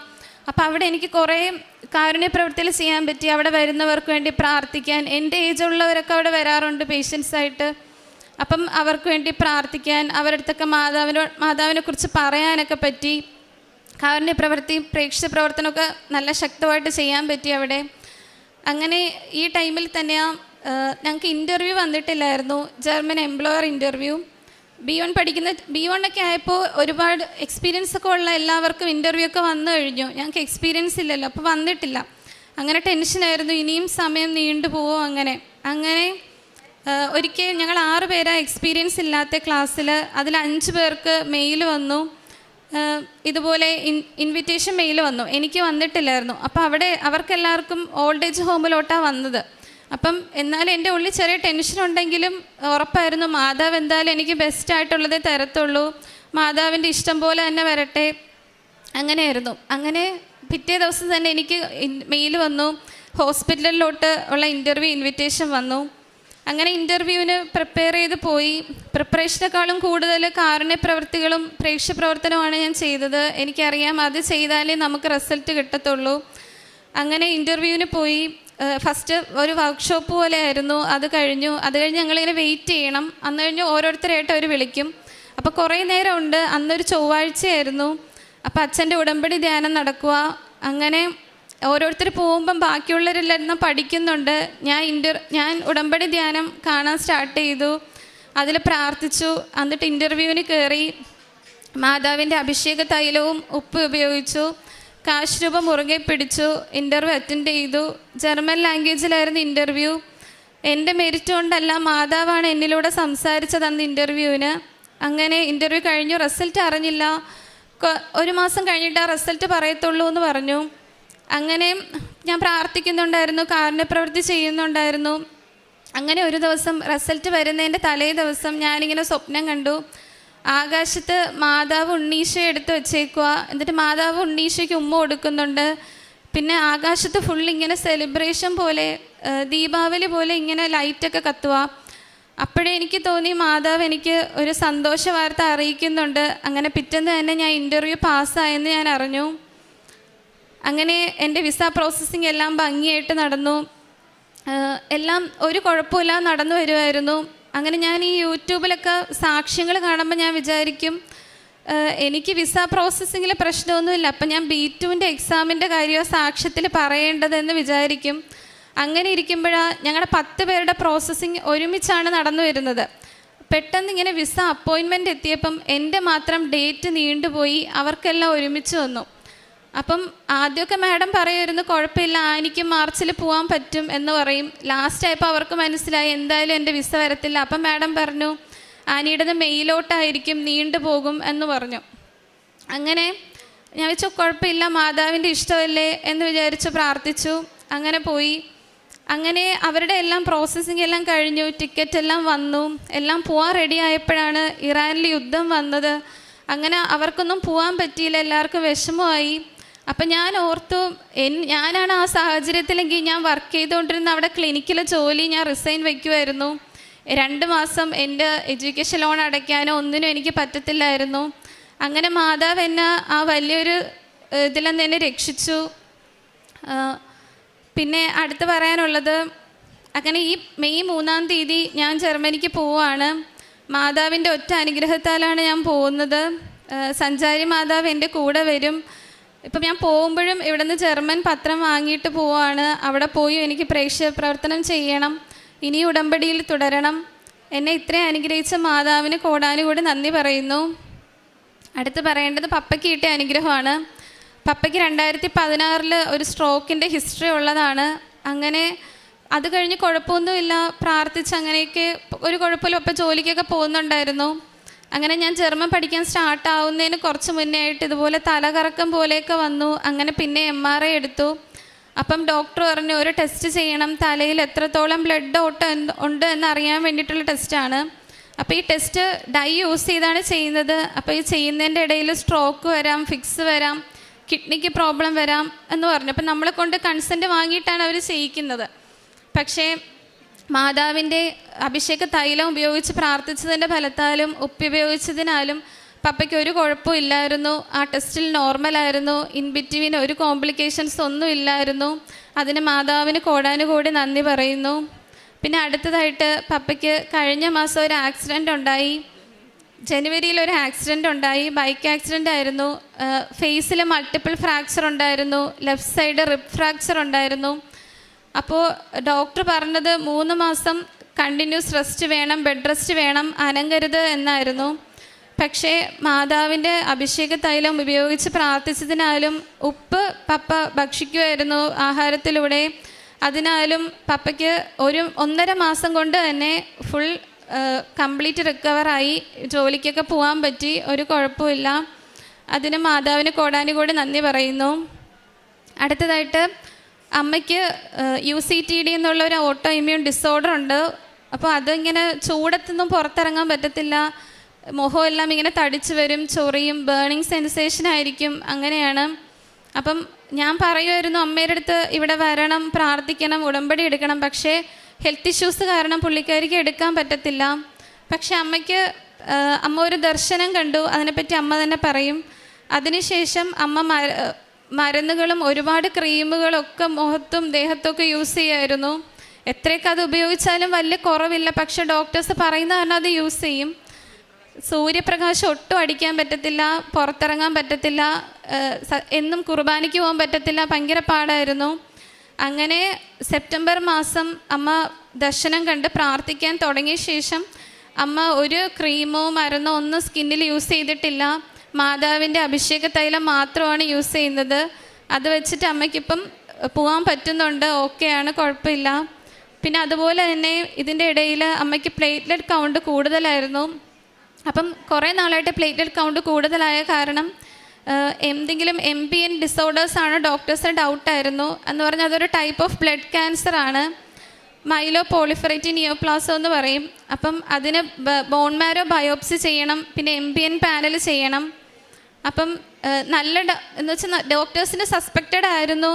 അങ്ങനെ ഇവിടെ വന്നു, പ്രാർത്ഥിച്ചു, അച്ഛൻ്റെ അനുഗ്രഹം മേടിച്ചിട്ട് പോയി, ബയോപ്സി ചെയ്തു, അതിലൊരു കുഴപ്പമില്ല, നോർമലാണ്. ജോസഫ് അച്ഛൻ്റെ അനുഗ്രഹത്താൽ അമ്മയ്ക്ക് ഒരു കുഴപ്പമില്ല. മാതാവിന് കോടാനുകൂടി നന്ദി പറയുന്നു. ജോസഫ് അച്ഛൻ സൈത്ത് പൂശി പ്രാർത്ഥിച്ചു. പിന്നെ അച്ഛൻ കാശുരൂപം കൊടുത്തു അമ്മയ്ക്ക്. ആ കാശുരൂപമായിട്ടാണ് ബോൺമാരോ ബയോപ്സിക്ക് പോയത്. ഒരു പെയിനും ഇല്ലാതെ മാതാവ് അത് കഴിയാൻ അമ്മയെ സഹായിച്ചു. അതിന് മാതാവിന് കോടാനുകൂടി നന്ദി പറയുന്നു. അമ്മേനെ അമ്മയുടെ പ്രത്യക്ഷീകരണ സാക്ഷിയാക്കിയതിന് നന്ദി പറയുന്നു. ബാക്കി അമ്മ പറയും. എൻ്റെ പേര് ബീന. ഞാൻ മാതാവിൻ്റെ ഒരു ദർശനം ഇങ്ങനെ കണ്ടായിരുന്നു. ആദ്യമായിട്ട് എനിക്ക് മാതാവിനെക്കുറിച്ച്, കൃപാസന മാതാവിനെക്കുറിച്ച് വിശ്വാസം അങ്ങനെയൊന്നും ഇല്ലായിരുന്നു. എല്ലാം മാതാവ് ഒന്ന് തന്നെയാണ് എന്നുള്ള വിശ്വാസമായിരുന്നു എനിക്കുണ്ടായിരുന്നത്. അപ്പോൾ ഇങ്ങനെ മോള് പറയും, അമ്മ പ്രത്യക്ഷ പ്രാർത്ഥന വായിക്കണം, അമ്മയ്ക്ക് ഉടമ്പടി എടുക്കാൻ പറ്റത്തില്ലല്ലോ, അപ്പോൾ ഉടമ്പടിയിൽ അമ്മ ജീവിക്കണം, ഇങ്ങനെ പറയുമായിരുന്നു. അപ്പോൾ ഞാൻ അതനുസരിച്ച് ആദ്യം ഇതൊക്കെ പിന്മാറിയിരുന്നുവെങ്കിലും അപ്പോൾ ഈ ദർശനം ഞാൻ കണ്ടതോടും കൂടെ അപ്പോൾ ഇങ്ങനെ എൻ്റെ ബെഡ്റൂം ഒരു കടലായി, അതിൽ മാതാവ് ഇങ്ങനെ കൃപാസന മാതാവ് ഇങ്ങനെ പൊങ്ങി താഴ്ന്നതായിട്ട് നല്ല പുഞ്ചിരിച്ച്. അപ്പോൾ അത് കൃപാസന മാതാവാണെന്ന് എനിക്കത് മനസ്സിലായത് തന്നെ കൃപാസന മാതാവിൻ്റെ ഫോട്ടോ മോള് വാങ്ങിച്ച് വീട്ടിൽ വെച്ചിട്ടുണ്ടായിരുന്നു. അങ്ങനെയാണ് അതിന് കൃപാസന മാതാവാണെന്ന് മനസ്സിലായത്. പിന്നെ അത് കഴിഞ്ഞിട്ട് ഒരു കിരീടം വെച്ച മാതാവ് ഇങ്ങനെ കടലിലിങ്ങനെ പൊങ്ങി താഴുന്നതായിട്ട് അത് കണ്ടു. അത് കഴിഞ്ഞതിന് ശേഷം ആകാശത്ത് ഒരു പള്ളി, ഇങ്ങനെ 2 മാലാഖമാർ ഇങ്ങനെ ആയിട്ട് ആകാശത്താണ് ഇത് കാണുന്നത്. പിന്നെ അത് കഴിഞ്ഞിട്ട് ആകാശത്ത് ഇങ്ങനെ ചെറിയ അക്ഷരത്തിൽ ഇങ്ങനെ എഴുതി കാണിക്കുന്നു ഇംഗ്ലീഷിൽ. അപ്പോൾ അതൊന്നും എനിക്ക് വായിച്ച് മനസ്സിലാക്കാൻ പറ്റിയില്ല. എൻ്റെ കയ്യിലൊരു കുഞ്ഞുണ്ട്. ആ കുഞ്ഞ് ആരാണെന്നോ എന്താണെന്നോ എനിക്ക് മനസ്സിലായില്ല. പക്ഷേ ഞാൻ കുഞ്ഞിനോട് പറയുന്നു, ഇത് ആകാശത്ത് എന്താണോ എഴുതി കാണിക്കുന്നത്, എനിക്കത് മനസ്സിലായില്ല. അപ്പോൾ ഇത്രയും ഞാൻ കണ്ടു. അപ്പോൾ ഇത് ഇങ്ങനെ ഈ പള്ളി ഏതാണെന്നൊന്നും എനിക്കറിയില്ല. അപ്പം ഞാനിങ്ങനെ ഇങ്ങനെ പ്രാർത്ഥിച്ചു, മാതാവ് ഇത് ഏത് പള്ളിയാണ്? ഇത്രയും ആകാശത്ത് ഈ പള്ളി കാണിക്കണമെങ്കിൽ അത്രയും വിശുദ്ധമായ പുണ്യമായ ഒരു ഭൂമി ആയിരിക്കുമല്ലോ. ഞാൻ എങ്ങനെ പോകും? എനിക്ക് പോകാൻ പറ്റാത്ത അവസ്ഥ. എനിക്ക് പള്ളിയിൽ പോകണമെന്നുള്ളൊരാഗ്രഹം എൻ്റെ മനസ്സിലുണ്ടായിരുന്നു. പക്ഷേ എനിക്ക് പകൽ വെട്ടത്ത് ഇറങ്ങാൻ പറ്റത്തില്ല, ഒന്നും ചെയ്യാൻ പറ്റത്തില്ല, ലൈറ്റിൻ്റെ ചൂടും അടിക്കാൻ പറ്റത്തില്ല, ഒന്നും സൂര്യപ്രകാശം ഒന്നും പറ്റത്തില്ല. ഒന്ന് ജനലിനടുത്ത് പോലും റൂമിൽ നിന്ന് ജനലിനടുത്ത് പോലും എനിക്ക് പോകാൻ പറ്റാത്ത അവസ്ഥയിലാണ് ഞാൻ കഴിയുന്നത്. അപ്പോൾ ഇങ്ങനെ മാതാവിനോട് ഇങ്ങനെ പ്രാർത്ഥിച്ചുകൊണ്ടേയിരുന്നു, മാതാവേ എനിക്കെങ്ങനെ ഈ പള്ളിയിൽ പോകാൻ പറ്റുമെന്ന്. അപ്പോഴത്തേക്ക് അച്ഛൻ ഇങ്ങനെ ധ്യാനത്തിൽ ഡിസംബർ മാസത്തെ ധ്യാനത്തിൽ നവംബറിൽ അച്ഛൻ ഇങ്ങനെ ധ്യാനത്തിൽ പറഞ്ഞു, ഇങ്ങനെ മാതാവിൻ്റെ പ്രദക്ഷിണ വാർഷിക തിരുനാളിനന്ന് ആൾത്താര തുറന്നു കൊടുക്കുകയാണ്, ഉടമ്പടി എടുത്തവർക്കും അല്ലാത്തവർക്കും വന്ന് പ്രാർത്ഥിക്കാം എന്നിങ്ങനെ പറഞ്ഞു. അപ്പോൾ എൻ്റെ മനസ്സിലിങ്ങനെ ആരോ ഇങ്ങനെ പ്രസ് ചെയ്യുന്നത് പോലെ, നീ പോകണം അവിടെ പോയി പ്രാർത്ഥിക്കണം, മാതാവിനെ തൊട്ട് പ്രാർത്ഥിക്കണം എന്നിങ്ങനെ മനസ്സിൽ ഭയങ്കരമായ പ്രേരണയുണ്ടായി. അപ്പോൾ അങ്ങനെ ഞാൻ മോളെ വിളിച്ച് പറഞ്ഞു, ഇതേപോലെയാണ് ഇങ്ങനെ അമ്മയുടെ വാർഷിക തിരുനാളിന് ഇങ്ങനെ ഉടമ്പടി എടുത്തവർക്കും എടുക്കാത്തവർക്കും ആൾത്താരിയിൽ കയറി പ്രാർത്ഥിക്കേണ്ട അവസരം ഡിസംബർ 7-ാം തീയതി അന്ന് അവിടെ ഉണ്ട്, എനിക്ക് പോകണമെന്ന് ഉണ്ടെന്ന് ഇങ്ങനെ പറഞ്ഞു. അമ്മയെ കൊണ്ട് പോകാമെന്ന് പറഞ്ഞു. അപ്പോൾ ഞങ്ങൾ 6-ാം തീയതി രാത്രിയിലാണ് ഇവിടെ വന്ന് റൂമെടുത്ത് താമസിച്ചു. 7-ാം തീയതി വെളുപ്പിന് 4 മണിക്ക് ഞങ്ങളുടെ ക്യൂവിൽ വന്ന് നിന്നു, മാതാവിനെ കണ്ട് പ്രാർത്ഥിച്ചു. 7-ാം തീയതി ഞങ്ങൾ പോയില്ല. അന്ന് വൈകുന്നേരം വരെയുള്ള മുഴുവൻ പ്രാർത്ഥനയിലും തിരുകർമ്മങ്ങളിലെല്ലാം എനിക്ക് പങ്കെടുക്കാൻ സാധിച്ചു. എനിക്ക് ഒരു പ്രതീക്ഷയില്ലായിരുന്നു. കാരണം ഞാൻ സർവ്വസമയവും ഒരു ഫാനും എല്ലാം എടുത്ത് എൻ്റെ മുഖത്തിൻ്റെ ഫേസോട് അടുത്ത് വെച്ചിട്ടാണ് ഞാൻ വീട്ടിലിരിക്കുന്നത് രാത്രിയും പകലും. എനിക്ക് ഇവിടെ വന്ന് ഒരു പ്രയറിൽ പോലും പങ്കെടുക്കാൻ സാധിക്കുമെന്ന് ഞാൻ ഒരിക്കലും വിചാരിച്ചിട്ടില്ല. മാതാവിൻ്റെ കൃപയാലാണ് അന്ന് മുഴുവൻ പ്രാർത്ഥനയിൽ എനിക്കിവിടെ പങ്കെടുക്കാൻ സാധിച്ചു. അന്ന് ഞങ്ങൾ 2 പേരും മോളും ഞാനും രാവിലെ മുതൽ ഉപവാസത്തോടും കൂടെ ഇരുന്ന് അന്ന് 4:30 മണിക്ക് ശേഷമാണ് ഞങ്ങൾ റൂമിൽ പോയി ഞങ്ങൾ ഫുഡ് കഴിച്ചത്. അതുവരെ നല്ല ഉണർവോടും കൂടി ഒരു ക്ഷീണോ പ്രയാസവും ഇല്ലാതെ ദീപബലിയിലും അന്നത്തെ ധ്യാനത്തിലും എല്ലാം എനിക്ക് നന്നായിട്ട് പങ്കെടുക്കാൻ പറ്റി. ഈ ചൂടെല്ലാം എനിക്കൊരു പ്രശ്നമായിരുന്നില്ല അന്നും. അത് കഴിഞ്ഞ് എന്നിട്ട് ഞാൻ ഇങ്ങനെ മോളുടെ ജർമ്മനിൽ പോകുന്നതിനെക്കുറിച്ച് മാതാവിനോട് എപ്പോഴും ഞാൻ ഇങ്ങനെ സംസാരിക്കും, മാതാവ് അമ്മയുടെ മാസമായ ഒക്ടോബർ മാസം മെയ് മാസം അമ്മ കൊണ്ടുപോകണമെന്നിങ്ങനെ മാതാവിനോട് ഞാൻ പ്രാർത്ഥിക്കുമായിരുന്നു. അപ്പോഴത്തേക്ക് കഴിഞ്ഞ സെപ്റ്റംബർ മാസത്തിൽ 25 സെപ്റ്റംബർ മാസത്തിൽ ഇങ്ങനെ പ്രാർത്ഥിച്ചുകൊണ്ടിരിക്കുന്ന സമയത്ത് ഇങ്ങനെ പെട്ടെന്ന് ഇങ്ങനെ ഒരു മെയ് മാസം എന്നുള്ളവർ ആരോ പറയുന്നത് പോലെ മനസ്സിൽ തോന്നിയായിരുന്നു, മെയ് മാസം മാതാവ് പറയുന്നതായിട്ട്. അപ്പോൾ ഞാൻ വിചാരിച്ചു മെയ് മാസത്തെ അമ്മ കൊണ്ടുപോകും മോളെ ഇങ്ങനെ മനസ്സിൽ വിചാരിച്ചു. അപ്പോൾ ഞാൻ പിന്നെ ഡേറ്റ് ഇങ്ങനെ മാതാവിനോട് ചോദിക്കുകയാണ്, അമ്മ ഏത് ഡേറ്റ് ആയിരിക്കും അമ്മ മാതാവ് കൊണ്ടുപോകുന്നത്? അങ്ങനെ ഒക്ടോബർ ജപമാല മാസമായ ഒക്ടോബർ മാസത്ത് മാതാവ് എനിക്ക് ഡേറ്റ് തന്നു 11-ാം തീയതിയെന്ന്. അപ്പം ഞാൻ അത് ആരുടെ പറഞ്ഞില്ല, മോളടുത്തും പറഞ്ഞില്ല, വീട്ടിൽ ആരുടെ ഞാൻ പറഞ്ഞില്ല. അങ്ങനെ മെയ് 11 ഇങ്ങനെ ഞാൻ മനസ്സിലിങ്ങനെ പ്രാർത്ഥിച്ചു കൊണ്ടേയിരുന്നു. അങ്ങനെ അവർക്ക് ടിക്കറ്റ് വന്നു. മെയ് മാസമാണെന്നാണ് ആദ്യം അവർ പറഞ്ഞു. അപ്പോൾ അത് മെയ് മാസമാണ് ഓക്കെ ആയപ്പോൾ ടിക്കറ്റ് വന്നപ്പോൾ മെയ് 3-ാം തീയതിയാണ്. അപ്പോൾ ഞാൻ മാതാവിനോട് ചോദിച്ചു, മാതാവേ മാതാവ് എനിക്കൊരു മെയ് 11 എന്ന ഡേറ്റ് എനിക്ക് തന്നിട്ടുണ്ടായിരുന്നു അമ്മ, അതെന്താണമ്മ എനിക്കറിയില്ല, മെയ് 3-ാം തീയതിയാണ് ടിക്കറ്റ് വന്നിരിക്കുന്നത്. അപ്പോഴത്തേക്ക് ഉടനെ അന്ന് രാത്രി തന്നെ മെയിൽ വന്നു, മെയ് 11-ാം തീയതിയാണ് ജോലിക്ക് ജോയിൻ ചെയ്യേണ്ട ഡേറ്റ്. അങ്ങനെ അമ്മ എനിക്ക് ഈ മെയ് 11-ാം തീയതി തന്നത് 11-ാം തീയതി ജോലി ചെയ്യേണ്ട ഡേറ്റാണ്. ഇത്രയും വലിയ അനുഗ്രഹം ചെയ്ത എന്നെ, എൻ്റെ കുടുംബത്തിനെ അമ്മയുടെ പ്രത്യക്ഷണ സാക്ഷിയാക്കി ഉയർത്തണേന്ന് ഞാൻ പ്രാർത്ഥിക്കുന്നു. പ്രേക്ഷിത പ്രവർത്തനമായിട്ട് ഞാൻ ചെയ്തുകൊണ്ടിരുന്നത് പത്രം എല്ലാ മാസവും ഇവിടെ നിന്ന് വാങ്ങി കൊടുക്കുമായിരുന്നു. കൂടുതലും ഹോസ്പിറ്റൽ, ബസ് സ്റ്റാൻഡ് അങ്ങനെയൊക്കെ കൊടുക്കുന്നത്. ആദ്യം ഞാൻ ഉടമ്പടി എടുത്ത ടൈം എൻ്റെ അനുഭവങ്ങളൊന്നും അങ്ങനെ പങ്കുവയ്ക്കാറില്ലായിരുന്നു. ഇപ്പോൾ ഞാൻ പത്രം വാങ്ങി അഭിഷേക തൈലം ഉപയോഗിച്ച് കുരിശ് വരച്ച് ഉപ്പ് ഉപയോഗിച്ച് വിശ്വാസ പ്രമാണം ചൊല്ലി എൻ്റെ അനുഭവങ്ങളെല്ലാം പങ്കുവച്ചാണ് പത്രം കൊടുക്കുന്നത്. ഞാൻ പറഞ്ഞ ഒരുപാട് പേര് ഇവിടെ വന്ന് ഉടമ്പടി എടുത്തിട്ടുണ്ട്. പിന്നെ അടുത്ത കാരുണ്യ പ്രേക്ഷിത പ്രവർത്തനത്തിൽ തന്നെ പിന്നെ അച്ഛൻ്റെ ഉടമ്പടി ധ്യാനം മുടക്കാതെ കൂടാറുണ്ട്. ഡെയിലി ബ്രെഡ് കൂടി പ്രാർത്ഥിക്കാറുണ്ട്. പിന്നെ ഷെയർ ചെയ്യാറുണ്ട്, സ്റ്റാറ്റസ് ഇടാറുണ്ട്. ആദ്യമൊക്കെ എനിക്കിതിന് മടിയായിരുന്നു, മറ്റുള്ളവരെന്ത് വിചാരിക്കും എന്നൊക്കെ. പക്ഷേ ഇപ്പോൾ എനിക്കതൊക്കെ ഇഷ്ടത്തോടെ ചെയ്യാൻ പറ്റുന്നുണ്ട്. പിന്നെ കാരുണ്യ പ്രവൃത്തിയായിട്ട് ഭക്ഷണം വാങ്ങി ഹോസ്പിറ്റലിൽ കൊടുക്കാറുണ്ട്. കൂടുതലും ഇങ്ങനെ വഴിയിലൊക്കെ ഇരിക്കുന്നവർക്കായിരിക്കും കൊടുക്കുന്നത്. പിന്നെ ഓർഫണേജ് വിസിറ്റ് ചെയ്ത് അവർക്ക് വേണ്ടിയൊക്കെ ചെയ്തു കൊടുക്കാറുണ്ട്. പിന്നെ എൻ്റെ അടുത്ത് ആരെങ്കിലും ഒരു സഹായം ചോദിക്കുവാണെന്നുണ്ടെങ്കിൽ എന്നെക്കൊണ്ട് പറ്റുന്നതാണെന്നുണ്ടെങ്കിൽ അത് ചെയ്തു കൊടുക്കും. ഇത്രയൊക്കെ അനുഗ്രഹങ്ങൾ തന്ന മാതാവിന് കോടാനുകൂടി നന്ദി പറയുന്നു. പിന്നെ ഡെയിലി കുർബാന കൂടാറുണ്ട്, കുർബാന മുടക്കാറില്ല.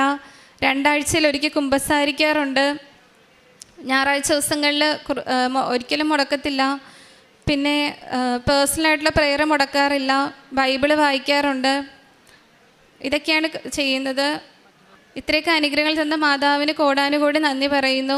എന്നെ, എൻ്റെ കുടുംബത്തെയും അമ്മയുടെ പ്രത്യക്ഷീകരണ സാക്ഷിയാക്കി ഈ അൾത്താരയിൽ നിർത്തിയതിന് അമ്മയ്ക്ക് നന്ദി പറയുന്നു. ഇനിയും ഉടമ്പടിയിലായിരിക്കും ജീവിക്കാൻ ഞാൻ ആഗ്രഹിക്കുന്നത്. ഇപ്പം ഇന്ന് ഇവിടുന്ന് പോകുമ്പോൾ ജർമ്മൻ പത്രം വാങ്ങിയിട്ട് പോകണം. അവിടെ പോയി എനിക്ക് പ്രേക്ഷിത പ്രവർത്തനം ചെയ്യണം. ഇനിയും ഒരുപാട് പേരെ മാതാവിനെ അറിയിക്കണം. പ്രത്യക്ഷീകരണത്തിന് സാക്ഷിയാക്കി അവരെയും മാതാവ് ഉയർത്തണം. അതിന് മാതാവിനെ അനുഗ്രഹിക്കട്ടെ എന്ന് ഞാൻ പ്രാർത്ഥിക്കുന്നു. ദൈവത്തിന് അസാധ്യമായ ഒന്നുമില്ല. ലൂക്കായുടെ സുവിശേഷം 1-ാം അധ്യായം 37-ാം വചനമാണ്. മനുഷ്യ ജീവിതത്തിൽ നമ്മുടെ പരിമിതികൾക്കപ്പുറം ദൈവത്തിൻ്റെ ശക്തിയാണ് പ്രവർത്തിക്കുന്നത്.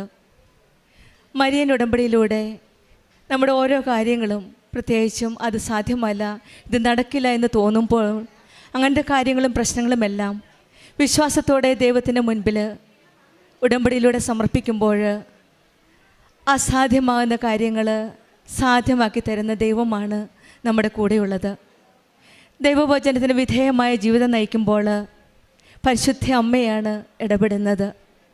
ഉടമ്പടിയിലൂടെ അസാധ്യം സാധ്യമാക്കുന്ന അനുഭവമാണ് ഓരോ മക്കളും പരിശുദ്ധമ്മ പ്രത്യക്ഷപ്പെട്ട ഈ ആലയത്തിൽ, ഈ സന്നിധിയിൽ വന്ന് സാക്ഷ്യപ്പെടുത്തുന്നത്. പ്രശ്നങ്ങളിൽ നിരാശരാകാതെ പ്രാർത്ഥനയിൽ, ഉടമ്പടിയിൽ സ്ഥിരതയോടെ മുന്നോട്ട് നയിക്കുവാനും ദൈവത്തിൽ കൂടുതൽ ആശ്രയിച്ച് ഉടമ്പടി ജീവിതം കൂടുതൽ തീഷ്ണതയോടെ, കൂടുതൽ വിശ്വസ്തയോടെ, ആത്മാർത്ഥതയോടെ നയിക്കുമ്പോൾ ഈശോയും അമ്മയും ഉടമ്പടി മക്കളുടെ ജീവിതത്തിൽ ഇടപെടുന്നതായിട്ടാണ് നാം സാക്ഷ്യങ്ങളിൽ നിന്ന് മനസ്സിലാക്കുന്നത്. ആനി ബി സാജു എന്ന മകളുടെ സാക്ഷ്യത്തിൽ നിന്ന് ഈ മകൾ ആദ്യമായി നഴ്സിംഗിൽ OIT എക്സാമിന് നിയോഗം സമർപ്പിച്ച് പ്രാർത്ഥിച്ചു. പക്ഷെങ്കിൽ കിട്ടിയില്ല. ആ മകൾ തന്നെ പറഞ്ഞു, ഞാൻ ഉടമ്പടി ജീവിതം കൂടുതൽ കാരുണ്യ പ്രവർത്തികൾ ചെയ്യുകയും കൂടുതൽ തീഷ്ണതയോടെ ഫസ്റ്റ് ടൈം OIT എക്സാം ഫെയിലായതോടെ കൂടുതൽ തീഷ്ണതയോടെ പ്രാർത്ഥിച്ചതിൻ്റെ ഫലമായിട്ട് സെക്കൻഡ് ടൈമിൽ OIT എക്സാം കിട്ടാനുള്ള ചാൻസ് കിട്ടി. പക്ഷെങ്കിൽ മുൻപിലത്തെക്കാലം നല്ലൊരു രീതിയിൽ, അതായത് ഗവൺമെൻറ് OIT എക്സാം കണ്ടക്ട് ചെയ്യുകയും ഫ്രീ ആയിട്ട് തന്നെ OIT എക്സാം, ജർമ്മൻ കോഴ്സ് പഠിക്കുവാൻ സാധിക്കുകയും ചെയ്തു. അവിടെയും ഈശോയും അമ്മയും ഈ മകളുടെ ജീവിതത്തിൽ ഇടപെടുന്നതായിട്ടാണ്. കാരണം ആദ്യം കിട്ടാതിരുന്നിട്ട് പെട്ടെന്നത് നല്ല രീതിയിൽ ഒരു എക്സ്പെൻസും ഇല്ലാതെ ഫ്രീ ആയിട്ട് തന്നെ ദൈവം അവിടെ വാതിൽ തുറന്നു കൊടുക്കുകയായിരുന്നു ഈ മകൾക്ക്. പിന്നീട് പറഞ്ഞത്, ജർമ്മൻ എംപ്ലോയി ഇൻ്റർവ്യൂവിന് പോയപ്പോഴും എക്സ്പീരിയൻസ് ഇല്ലാത്തവർക്ക് 6 പേരുണ്ടായിരുന്നു. അവർ 5 പേരിൽ ഇൻവിറ്റേഷൻ മെയിൽ കിട്ടി. പക്ഷെങ്കിൽ ആനിക്ക് കിട്ടിയില്ല. പിന്നീടാണ് അറിഞ്ഞത് 5 പേർക്ക് കെയർ ഹോമിലേക്കും ആനിക്ക് ഹോസ്പിറ്റലിലേക്കുമാണ് ഇൻവിറ്റേഷൻ മെയിൽ വന്നത്. ആദ്യമൊക്കെ ആനി വിഷമിച്ചെങ്കിലും പക്ഷെങ്കിൽ ഈശോയും അമ്മയും എന്തിനോ നല്ലത് വേണ്ടി എപ്പോഴും ഈ മകൾ പറഞ്ഞു, എന്താ അമ്മ എൻ്റെ താമസിക്കുന്നത്, അമ്മയുടെ ഇഷ്ടം പോലെ അമ്മയുടെ ഹിതമനുസരിച്ച് നടക്കട്ടെ എന്നാണ് പ്രാർത്ഥിച്ചത്.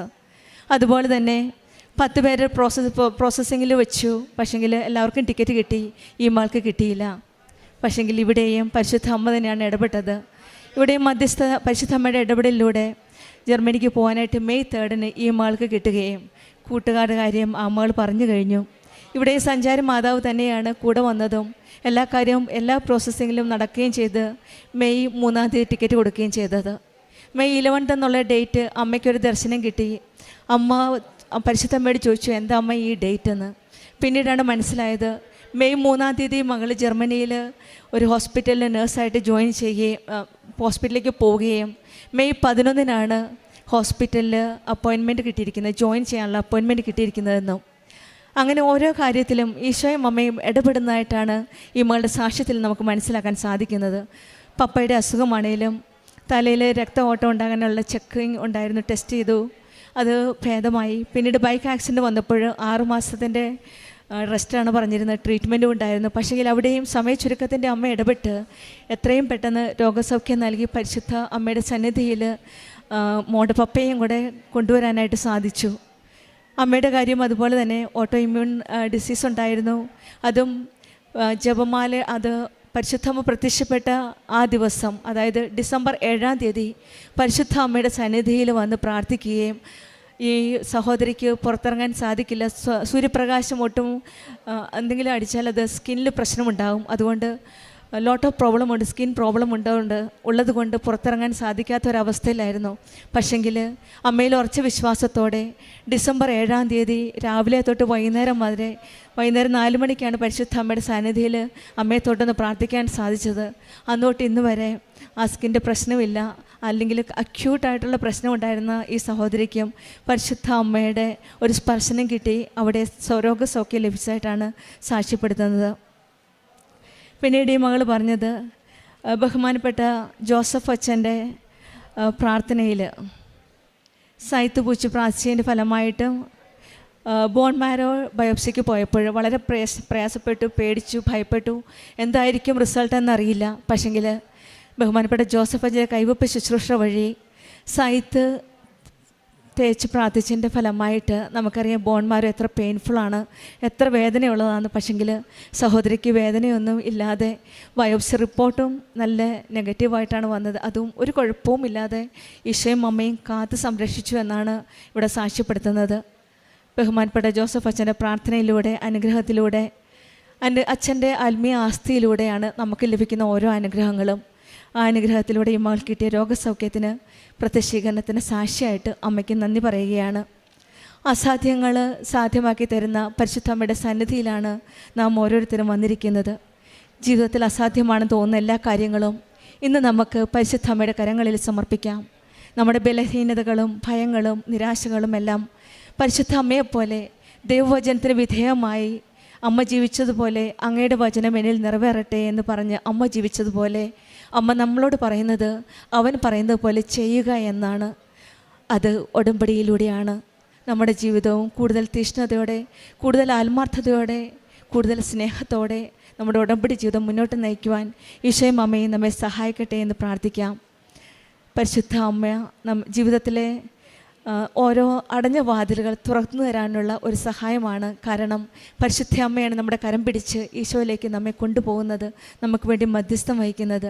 അസാധ്യങ്ങൾ സാധ്യമാക്കുവാനും ഉടമ്പടിയിലൂടെ ദൈവം നമ്മെ അനുഗ്രഹിക്കട്ടെ എന്ന് നമുക്ക് പ്രാർത്ഥിക്കാം. ആനിക്കും കുടുംബത്തിനും ലഭിച്ച ഈ മകൾ പറയുകയും ചെയ്ത്, ഞാൻ ഇവിടെ കൊണ്ട് സ്റ്റോപ്പ് ചെയ്യുന്നില്ല എൻ്റെ ഉടമ്പടി ജീവിതം. ഞാൻ ജർമ്മനിക്ക് പോകുമ്പോൾ ജർമ്മൻ പത്രവുമായിട്ട് അറിയാത്തവരെ അറിയിക്കുവാനും അറിഞ്ഞവരെ ആഴപ്പെടുത്തുവാനുമുള്ള ആ മകളുടെ ശ്രമം, ഈ കൊച്ചു ജീവിതത്തിൽ തന്നെ, വളരെ യങ് ഏജിൽ തന്നെ ഈ മകൾക്ക് അറിഞ്ഞ ആ സ്നേഹം മറ്റുള്ളവർക്ക് ഷെയർ ചെയ്യാനുള്ള ആ ആഗ്രഹം, അത് ഒരു വലിയ ഒരു തീഷ്ണത, അതൊരു വലിയ ദൈവത്തിൻ്റെ ഒരു അനുഗ്രഹമാണ്. ജർമ്മനിക്ക് പോകുമ്പോൾ ജർമ്മൻ പേപ്പറുമായിട്ടാണ് പോകുന്നത്. മറ്റുള്ളവരെ ആ സ്നേഹം അറിഞ്ഞ ആ സ്നേഹം മറ്റുള്ളവരോട് പങ്കുവെക്കാനായിട്ടുള്ള ആ തീഷ്ണത നമുക്ക് ലഭിക്കട്ടെ എന്ന് പ്രാർത്ഥിക്കാം. ആനിക്കും കുടുംബത്തിനും ലഭിച്ച എല്ലാ അനുഗ്രഹങ്ങൾക്കും നമുക്ക് ഭവനവുമായ ഈ അൾത്താരയിൽ അമ്മയുടെ പ്രത്യക്ഷീകരണത്തിൻ്റെ സാക്ഷിയാക്കി എന്നെ നിർത്തിയതിന് അമ്മയ്ക്കും തിരുകുമാരനും കോടാനുകോടി നന്ദി. എൻ്റെ പേര് ഷാലി, ബേബി, ഞാൻ കരയാമ്പറമ്പ് അങ്കമാലി കരയാമ്പറമ്പ് ഇടവകയിൽ നിന്ന് വരുന്നു. ഇതെൻ്റെ മകൻ ബേസിൽ പി ബേബി, ഇത് ഹസ്ബൻഡ് ബേബി പി വി. ഞാനിവിടെ ഒരു പത്രം ഒരു ചേച്ചി തന്നത് വായിച്ചാണ് ഞാൻ ആദ്യമായിട്ട് 2022 ആഗസ്റ്റ് 23 ഇവിടെ വരുവാൻ ഇടയായത്. എൻ്റെ മകന് വിസയുടെ പ്രശ്നം കാരണമാണ് ആദ്യമായിട്ട് ഞാനിവിടെ കടന്നു വരുവാൻ വന്നത്. വിസ പുതുക്കി കിട്ടാതെ 2 വർഷം കൂടുമ്പോൾ വിസ പുതുക്കുന്ന പതിവായിരുന്നു. അങ്ങനെ ലാസ്റ്റ് സ്കിൽ അസൈൻമെൻറ്റ് എന്ന ഒരു പേപ്പർ കിട്ടാതെ വരികയും തിരിച്ചു പോരേണ്ട അവസ്ഥയിൽ ഞാനിവിടെ വന്ന് ജോസഫ് അച്ഛനെ കണ്ട് പ്രാർത്ഥിക്കുകയും ചെയ്തു. അച്ഛനൊരു കാശ് രൂപം തന്നു. എന്നോട് കൈകൊണ്ട് ഇങ്ങനെ കാണിച്ചിട്ട് പറഞ്ഞു, ധൈര്യമായി പോയിക്കോളാൻ പറഞ്ഞു. ഞാൻ മോന് വേണ്ടി പ്രാർത്ഥിച്ച് ആ വീട്ടിൽ ചെന്ന് അന്ന് ഒരു സ്വപ്നം കണ്ടു. അച്ഛൻ ഈ നിത്യാരാധന ചാപ്പലിൻ്റെ മുൻപിൽ ഫ്രണ്ടിലിരിക്കുന്ന മാതാവും അച്ഛനും നിൽക്കുന്നു. അവിടെ എൻ്റെ മകൻ മുട്ടുകുത്തി നിത്യാരാധന ചാപ്പലിൻ്റെ മുൻപിൽ നിൽക്കുമ്പോൾ അമ്മയും ജോസഫ് അച്ഛനും തലയിൽ കൈവച്ച് മകനെ അനുഗ്രഹിക്കുന്നതായി കണ്ടു. അപ്പോൾ ഞാൻ മകനോട് വിളിച്ചു പറഞ്ഞു, മോനെ ഒരു കാരണവശാലും പേടിക്കേണ്ട, അമ്മ ഇത്തിരി വൈകിയായാലും മോന് ആ കാര്യം നടത്തി തരും, ധൈര്യമായിരുന്നോളാൻ പറഞ്ഞു. ഇനി അവൻ്റെ സാക്ഷിയാവെന്ന് തന്നെ പറഞ്ഞു. എൻ്റെ പേര് ബേസിൽ. ഞാൻ ഓസ്ട്രേലിയയിലാണ് ജോലി ചെയ്യുന്നത്. ഞാൻ ആദ്യമായിട്ട് കൃപാസനം പള്ളിയിൽ വരുന്നത് 2023 സെപ്റ്റംബറിലാണ്. അന്ന് ഞാൻ ആ വാതൊക്കെ വന്ന് കയറുന്ന സമയത്ത് എനിക്ക് നല്ലൊരു സുഗന്ധം കിട്ടി. ഞാൻ വിചാരിച്ചു അതിവിടെ ആ എയർ ഫ്രഷ് ചർച്ചാണല്ലോ, അപ്പോൾ എയർ ഫ്രഷ്നർ അടിച്ചതിൻ്റെ സ്മെല്ലായിരിക്കും എന്ന് വിചാരിച്ച് എനിക്ക് ഭയങ്കര ഒരു വീർപ്പൂട്ടിലൊക്കെ തോന്നി. ഞാൻ പുറത്തേക്ക് പോകും, അകത്തേക്ക് വരും, വീണ്ടും ആ സ്മെല്ല് എനിക്ക് വരും. അങ്ങനെ എല്ലാം കഴിഞ്ഞ് പള്ളിയിലെ കുർബാനയെല്ലാം കഴിഞ്ഞ് പുറത്തിറങ്ങി കഴിഞ്ഞപ്പോൾ ഞാൻ മമ്മീനോടും പപ്പനോടും ചോദിച്ചു, ഇതെന്താ ഇത്ര സ്മെല്ല് ഇവിടെ, ഇവരെന്തിനാ ഇത്ര എയർ ഫ്രഷ്നർ അടിക്കണേന്നൊക്കെ ചോദിച്ചു. അപ്പോഴാണ് മമ്മി പറഞ്ഞത്, ഇത് ഞങ്ങൾക്കാർക്കും ആ സ്മെല്ലില്ലായിരുന്നു, അതെനിക്ക് മാത്രം കിട്ടിയൊരു സ്മെല്ലായിരുന്നു എന്ന് പറഞ്ഞു. പിന്നീടാണ് ഞാൻ യൂട്യൂബിൽ വീഡിയോകൾ കാണുമ്പോൾ പലരുടെയും സാക്ഷ്യം ഇതുപോലെ ഇങ്ങനെ ഓരോ സ്മെല്ലുകൾ കിട്ടിയത് ഓരോരുത്തർക്ക് മാത്രമേ കിട്ടുന്നുള്ളൂ, കൂടെയുള്ളവർക്ക് ആർക്കും കിട്ടുന്നില്ല. അങ്ങനെ ഞാൻ മനസ്സിലാക്കി. പിന്നെ ഞാൻ കണ്ടിന്യൂസ് ആയിട്ട് യൂട്യൂബിൽ വീഡിയോകൾ കാണാൻ തുടങ്ങി. അങ്ങനെ 2024 ഞാനൊരു വിസയ്ക്ക് അപ്ലൈ ചെയ്തു. അതിൻ്റെ മിനിമം പ്രോസസ്സിങ് ടൈം 2 വർഷം അവർ പറഞ്ഞായിരുന്നേ. അങ്ങനെ 2025 പകുതിയോളായപ്പോൾ ആ വിസയുടെ നിയമങ്ങളിൽ കുറേ മാറ്റങ്ങൾ വന്നു. എനിക്ക് ആ വിസ വിഡ്രോ ചെയ്യേണ്ടി വന്നു. പിന്നെ എനിക്ക് 38 ദിവസത്തിനുള്ളിൽ തിരിച്ച് ഓസ്ട്രേലിയ വിടണമായിരുന്നു. അല്ലെങ്കിൽ സ്കിൽ അസസ്മെൻ്റ് എടുത്ത് ഇംഗ്ലീഷിൻ്റെ എക്സാം എഴുതി PT എക്സാം എഴുതി സ്കോർ ബീറ്റ് ചെയ്ത് എനിക്ക് പുതിയൊരു വിസയ്ക്ക് അപ്ലൈ ചെയ്യണമായിരുന്നു. അങ്ങനെ ഞാൻ ഓൺലൈൻ ഉടമ്പടി എടുക്കുകയും അത് ഉടമ്പടി എടുത്ത് നെക്സ്റ്റ് വീക്കിൽ ഞാൻ സ്കിൽ അസസ്മെൻറ്റിന് അപ്ലൈ ചെയ്തു. അതിൻ്റെ നെക്സ്റ്റ് വീക്ക് ഞാൻ PT എക്സാമിന് ഡേറ്റ് എടുത്തു. അങ്ങനെ സ്കിൽ അസസ്മെൻറ്റിൻ്റെ ഡേറ്റ് എടുത്തു. അത് കഴിഞ്ഞ് അവരൊരു ഇൻ്റർവ്യൂ സജസ്റ്റ് ചെയ്തു. ആ ഇൻ്റർവ്യൂ പാസ്സായി 3 വീക്സിൽ എനിക്ക് സ്കിൽ അസസ്മെൻറ്റ് സർട്ടിഫിക്കറ്റ് കിട്ടി. ആദ്യം ഞാൻ എക്സാം എഴുതാൻ പോയി കഴിഞ്ഞപ്പോൾ PTയുടെ എക്സാം എഴുതാൻ പോയി കഴിഞ്ഞപ്പോൾ ഞാൻ ഉപ്പ് പൊതിഞ്ഞ് എൻ്റെ പോക്കറ്റിലിട്ടിരുന്നു. അവിടെ ചെന്ന് എക്സാം എഴുതണ നേരത്തെ അവർ പോക്കറ്റൊക്കെ ചെക്ക് ചെയ്ത് കഴിഞ്ഞപ്പോൾ ഉപ്പ് എൻ്റെ പോക്കറ്റിൽ നിന്ന് എടുത്ത് മാറ്റി വെച്ചു. അത് കഴിഞ്ഞ് ഞാൻ എക്സാം എഴുതി. എനിക്ക് റീഡിങ്ങിന് സ്കോർ കുറവായിപ്പോയി. അത് കഴിഞ്ഞ് വീണ്ടും ഡേറ്റ് എടുത്ത് നെക്സ്റ്റ് വീക്കിൽ ഡേറ്റ് എടുത്ത് വീണ്ടും ഞാൻ എക്സാം എഴുതി. അന്ന് ഞാൻ ഉപ്പ് എൻ്റെ പോക്കറ്റിൻ്റെ ഉള്ളിൽ പിൻ ചെയ്ത് വെച്ചു. അതവർ കണ്ടില്ല. അതുകൊണ്ട് ഞാൻ എക്സാം ചെയ്തു. ആ എക്സാമിന് എനിക്ക് നല്ല സ്കോർ കിട്ടി. ഞാൻ പാസ്സായി. ആ 38 ദിവസത്തിനുള്ളിൽ ഞാൻ എൻ്റെ അടുത്ത വിസയ്ക്ക് അപ്ലൈ ചെയ്തു. അപ്ലൈ ചെയ്ത് വിത്തിൻ 6 മന്ത്സിനുള്ളിൽ എൻ്റെ നോമിനേഷൻ അപ്രൂവായി. യൂഷ്വലി നോമിനേഷൻ അപ്രൂവ് ആയി കഴിഞ്ഞാൽ നിയർലി 1 മന്ത് എടുക്കും എൻ്റെ വിസ അപ്രൂവ് ആവാനായിട്ട്. പക്ഷേ നോമിനേഷൻ അപ്രൂവ് ചെയ്ത് ഞാൻ കമ്പനിയിൽ നിന്ന് ലീവ് എടുത്ത് ഞാൻ ചർച്ചിലേക്ക് പോണ വഴിക്ക് വക്കീൽ വിളിച്ച് പറഞ്ഞു വിത്തിൻ 1 അവറിനുള്ളിൽ എൻ്റെ വിസയും അപ്രൂവ് ആയെന്ന് എൻ്റെ അഡ്വക്കേറ്റ് വിളിച്ച് പറയുകയുണ്ടായേ. അപ്പോൾ ഇത്രയും അനുഗ്രഹങ്ങൾ തന്ന മാതാവിന് 1000 കോടാനുകോടി നന്ദി അർപ്പിക്കുന്നു. ഞാൻ അവിടെ കസ്റ്റമർ സർവീസ് മാനേജറായിട്ടാണ് വർക്ക് ചെയ്യുന്നത്. ഇപ്പോൾ 14 വർഷമായിട്ട് ഓസ്ട്രേലിയയിലാണ്. ഈ വിസ കിട്ടിയെന്ന് വിളിച്ച് മകൻ എന്നോട് പറയുന്ന സമയത്ത് ഇവിടെ ഞാൻ കുർബാനയിൽ സെപ്റ്റംബർ 14 ഇവിടെ കുർബാനയിൽ പങ്കെടുത്തുകൊണ്ടിരിക്കുന്ന സമയത്താണ് ഫോൺ ബെല്ലടിക്കുന്നത്.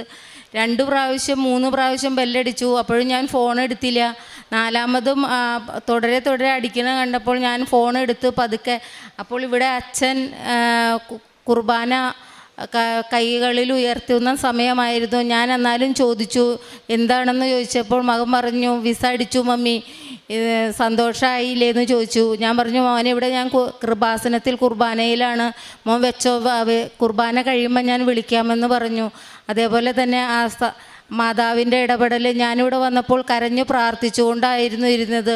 മാതാവേ, നിരാശയോടെ എൻ്റെ മകൻ തിരിച്ചു വരാൻ ഇടവരുത്തരുതേ എന്ന് മാതാവിനോട് ഞാൻ പ്രാർത്ഥിച്ചു. ഇവിടെ വന്ന് പ്രാർത്ഥിച്ചതിൻ്റെ ഫലമായി ഈ മകന് കിട്ടിയ എല്ലാ അനുഗ്രഹങ്ങൾക്കും കോടാനുകോടി നന്ദി അമ്മയ്ക്കും ഈശോയ്ക്കും അർപ്പിക്കുന്നു. അടുത്തതായി 2ാമത്തെ സാക്ഷ്യം. എനിക്ക് ഒരു 5 സെൻറ്റ് സ്ഥലവും വീടും വിൽക്കാനുണ്ടായിരുന്നു. 4 വർഷമായി സ്ഥലം വിൽക്കുവാൻ ആൾക്കാർ വന്ന് നോക്കും, എല്ലാവർക്കും ഇഷ്ടപ്പെടും. വന്നവരെല്ലാവരും നാളെ കരാർ എഴുതാം എന്ന് പറഞ്ഞ് തിരിച്ചു പോകും. പിറ്റേ ദിവസം നേരം വെളുക്കുമ്പോൾ വിളിച്ചു പറയും ഞങ്ങൾക്ക് ഇന്ന് കരാർ എഴുതാൻ പറ്റില്ല എന്ന്. അങ്ങനെ ഒരുപാട് ആൾക്കാർ വന്ന് കച്ചവടം അഡ്വാൻസ് തന്നു പോയതും ഒക്കെ ഉണ്ടായിരുന്നു. പക്ഷേ നടക്കുന്നില്ലായിരുന്നു. അപ്പോഴൊക്കെ ഞാൻ പ്രാർത്ഥിച്ചു. ഇവിടെ വന്ന് ഇതിൽ എഴുതി വെച്ചിരുന്നു, ഉടമ്പടി പുതുക്കുമ്പോൾ നിയോഗം വെച്ചിരുന്നു, എന്നിട്ട് നടന്നില്ല. അങ്ങനെ ഇരിക്കെ എനിക്ക് തോന്നി അച്ഛനെ കണ്ട് പ്രാർത്ഥിക്കാമെന്ന് വിചാരിച്ചു. അച്ഛൻ്റെ അടുത്ത് ഇവിടെ വന്ന് ടോക്കൺ എടുത്തു. ഞാൻ ആധാരത്തിൻ്റെ കോപ്പിയും കൊണ്ടുവന്ന് അച്ഛൻ്റെ അടുത്ത് ഇവിടെ ടോക്കൺ എടുത്ത് അച്ഛൻ്റെ അടുത്ത് വന്നപ്പോൾ അച്ഛൻ എൻ്റെ തലയിൽ കൈവച്ച് പ്രാർത്ഥിച്ചിട്ട് ഒരു കാശ് രൂപം തന്നു. അച്ഛൻ പറഞ്ഞു ഉപ്പിട്ട് വിശ്വാസ പ്രമാണം ചൊല്ലി ഉപ്പിട്ട് പ്രാർത്ഥിച്ചോളാൻ പറഞ്ഞു. ഞാൻ അങ്ങനെ പ്രാർത്ഥിച്ചു. അവിടെ കൊണ്ടുപോയി ഇട്ട് പ്രാർത്ഥിച്ചതിൻ്റെ 2 ദിവസം കഴിഞ്ഞപ്പോൾ ഞാനൊരു സ്വപ്നം കണ്ടു. ജോസഫ് അച്ഛൻ എൻ്റെ ആ വിൽക്കാനിട്ടിരിക്കുന്ന വീടിൻ്റെ പുറകുവശത്തു കൂടി കടന്ന് മുറിയുടെ അകത്ത് ഹാളിൽ വന്ന് നിൽക്കുന്നു. കൂടെ ഇവിടെ നിന്ന് ഒരാളും ഉണ്ടായിരുന്നു. അപ്പോൾ അച്ഛൻ വന്ന വഴി തന്നെ ഞാൻ കണ്ടപ്പോൾ തന്നെ അച്ഛനോട് ചോദിച്ചു, അതാ ജോസഫ് അച്ഛൻ എന്താ പതിവില്ലാണ്ട് വന്നേ എന്ന് ചോദിച്ചു. പക്ഷേ അച്ഛൻ വേഗം ആ ഹാളിൽ മുട്ടുകുത്തി നിന്ന് പ്രാർത്ഥിക്കാൻ തുടങ്ങി. പ്രാർത്ഥിച്ചിട്ട് മിണ്ടാതെ ഇറങ്ങിപ്പോയി. ആ പ്രാർത്ഥിച്ച് പോയതിൻ്റെ ആ സ്വപ്നം കണ്ടതിൻ്റെ 3 മാസത്തിനുള്ളിൽ തന്നെ എൻ്റെ സ്ഥലം കച്ചവടമായി. ഇപ്പോൾ സ്ഥലം വിറ്റിട്ട് 1.5 മാസം കഴിഞ്ഞു. കച്ചവടം നടന്നു.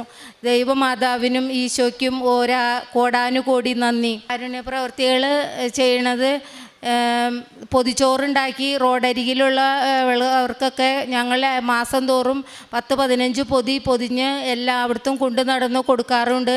പിന്നെ വിധവകളായ വീടുകളിൽ ഭർത്താക്കന്മാരില്ലാത്തടുത്ത് അവർക്ക് വീട്ടു സാധനങ്ങളും ഡ്രസ്സ്, പിന്നെ രോഗികളായവർക്ക് എന്നെല്ലാം ആവുന്ന വിധം പൈസ അങ്ങനെ എല്ലാവരും പോയി കാണാറുമുണ്ട്, കൊടുക്കാറുമുണ്ട്. ആത്മീയ ജീവിതത്തിൽ ഉടമ്പടി പത്രം, കൃപാസന പത്രം 2 കെട്ട് എല്ലാ മാസവും ഞാനിവിടെ വരും. 2 കെട്ട് പത്രം വെച്ച് വാങ്ങും. അത് കൊണ്ടുപോയി 1 കെട്ട് അവിടെ അടുത്തുള്ള വീടുകളിൽ സ്ഥിരമായിട്ട് ഞാൻ ഉടമ്പടി എടുത്ത കാലം തുടങ്ങി ഈ കഴിഞ്ഞ മാസം വരെ ആ വീടുകളിലാണ് കൊടുക്കുന്നത്. 1 കെട്ട് റോഡരികിലും ബസ് സ്റ്റാൻഡിലും ഓട്ടോ സ്റ്റാൻഡിലും ഒക്കെ ഞാൻ കൊണ്ടുപോയി നടന്നു കൊടുക്കും. അങ്ങനെയാണ് ഞാൻ ചെയ്തുകൊണ്ടിരിക്കുന്നത്. കുർബാന ഞങ്ങൾ യാക്കോബിറ്റ് ആയതുകൊണ്ട് ആഴ്ചയിൽ കുർബാനയുള്ളൂ. കുമ്പസാരം ഞാൻ മിക്കതും തന്നെ 2 ആഴ്ചയ്ക്കുള്ളിൽ തന്നെ കുമ്പസാരം നടത്താറുണ്ട്. കുർബാന സ്വീകരിക്കും. 2007 മുതൽ ഒരു കുർബാനയിലും ഞാൻ കുർബാന സ്വീകരിക്കാതെ പോന്നിട്ടില്ല. ഇന്ന് ഞാനൊരു ക്യാൻസർ പേഷ്യൻ്റായിരുന്നു. ഇന്ന് വരെ എന്നെ ഈ നിലയിൽ നിർത്തിയത് ഈ യേശുവിൻ്റെ രക്തവും ശരീരവും അനുഭവിക്കുന്നതിൻ്റെ വെളിച്ചത്തിലാണ് ഞാൻ ഇത്രയും ആരോഗ്യത്തോടെ നിൽക്കുന്നത്. യേശുനാഥനും അമ്മയ്ക്കും ഒരു കോടാനുകോടി നന്ദി. പ്രാർത്ഥിക്കുന്നതും യാചിക്കുകയും ചെയ്യുന്നതെന്തും ലഭിക്കുമെന്ന് വിശ്വസിക്കുവാൻ നിങ്ങൾക്ക് ലഭിക്കുക തന്നെ ചെയ്യും. മർക്കോസിൻ്റെ സുവിശേഷം 11-ാം അധ്യായം 24-ാം വചനമാണ്. വിശ്വാസത്തോടെ പ്രാർത്ഥിച്ചാൽ ലഭിക്കും. ഉടമ്പടിയിൽ പറയുന്നതും ഉടമ്പടി നമ്മുടെ വിശ്വാസത്തിൻ്റെ ഒരു വലിയ പ്രഖ്യാപനമാണ്. പ്രശ്നങ്ങൾ വന്നാലും നമ്മളെ തളർത്താതെ മുന്നോട്ട് നയിക്കുന്നത് ഉടമ്പടിയിലൂടെയാണ്. എന്ത് തന്നെ പ്രശ്നങ്ങളായാലും, ജോലി പ്രശ്നമാവാം, രോഗാവസ്ഥയാവാം, സാമ്പത്തിക തകർച്ചകളാവാം, ഏതവസ്ഥയിലായാലും ദൈവം ഒരു വഴി തുറന്നു തരുമെന്നൊരു പൂർണ്ണ വിശ്വാസമുണ്ട് ഉടമ്പടി മക്കളുടെ ജീവിതത്തിൽ. രോഗാവസ്ഥയിൽ സുഖം പ്രാപിക്കുമെന്നും ഉറപ്പോടെ പ്രാർത്ഥിക്കുമ്പോൾ ദൈവം കേൾക്കുമെന്നും പ്രാർത്ഥിക്കുകയും യാചിക്കുകയും ചെയ്യുന്ന രീതിയിൽ ലഭിക്കുമെന്നും വിശ്വസിക്കുന്നതാണ് ഒരു സത്യമായ ഒരു ഉടമ്പടി ജീവിതം.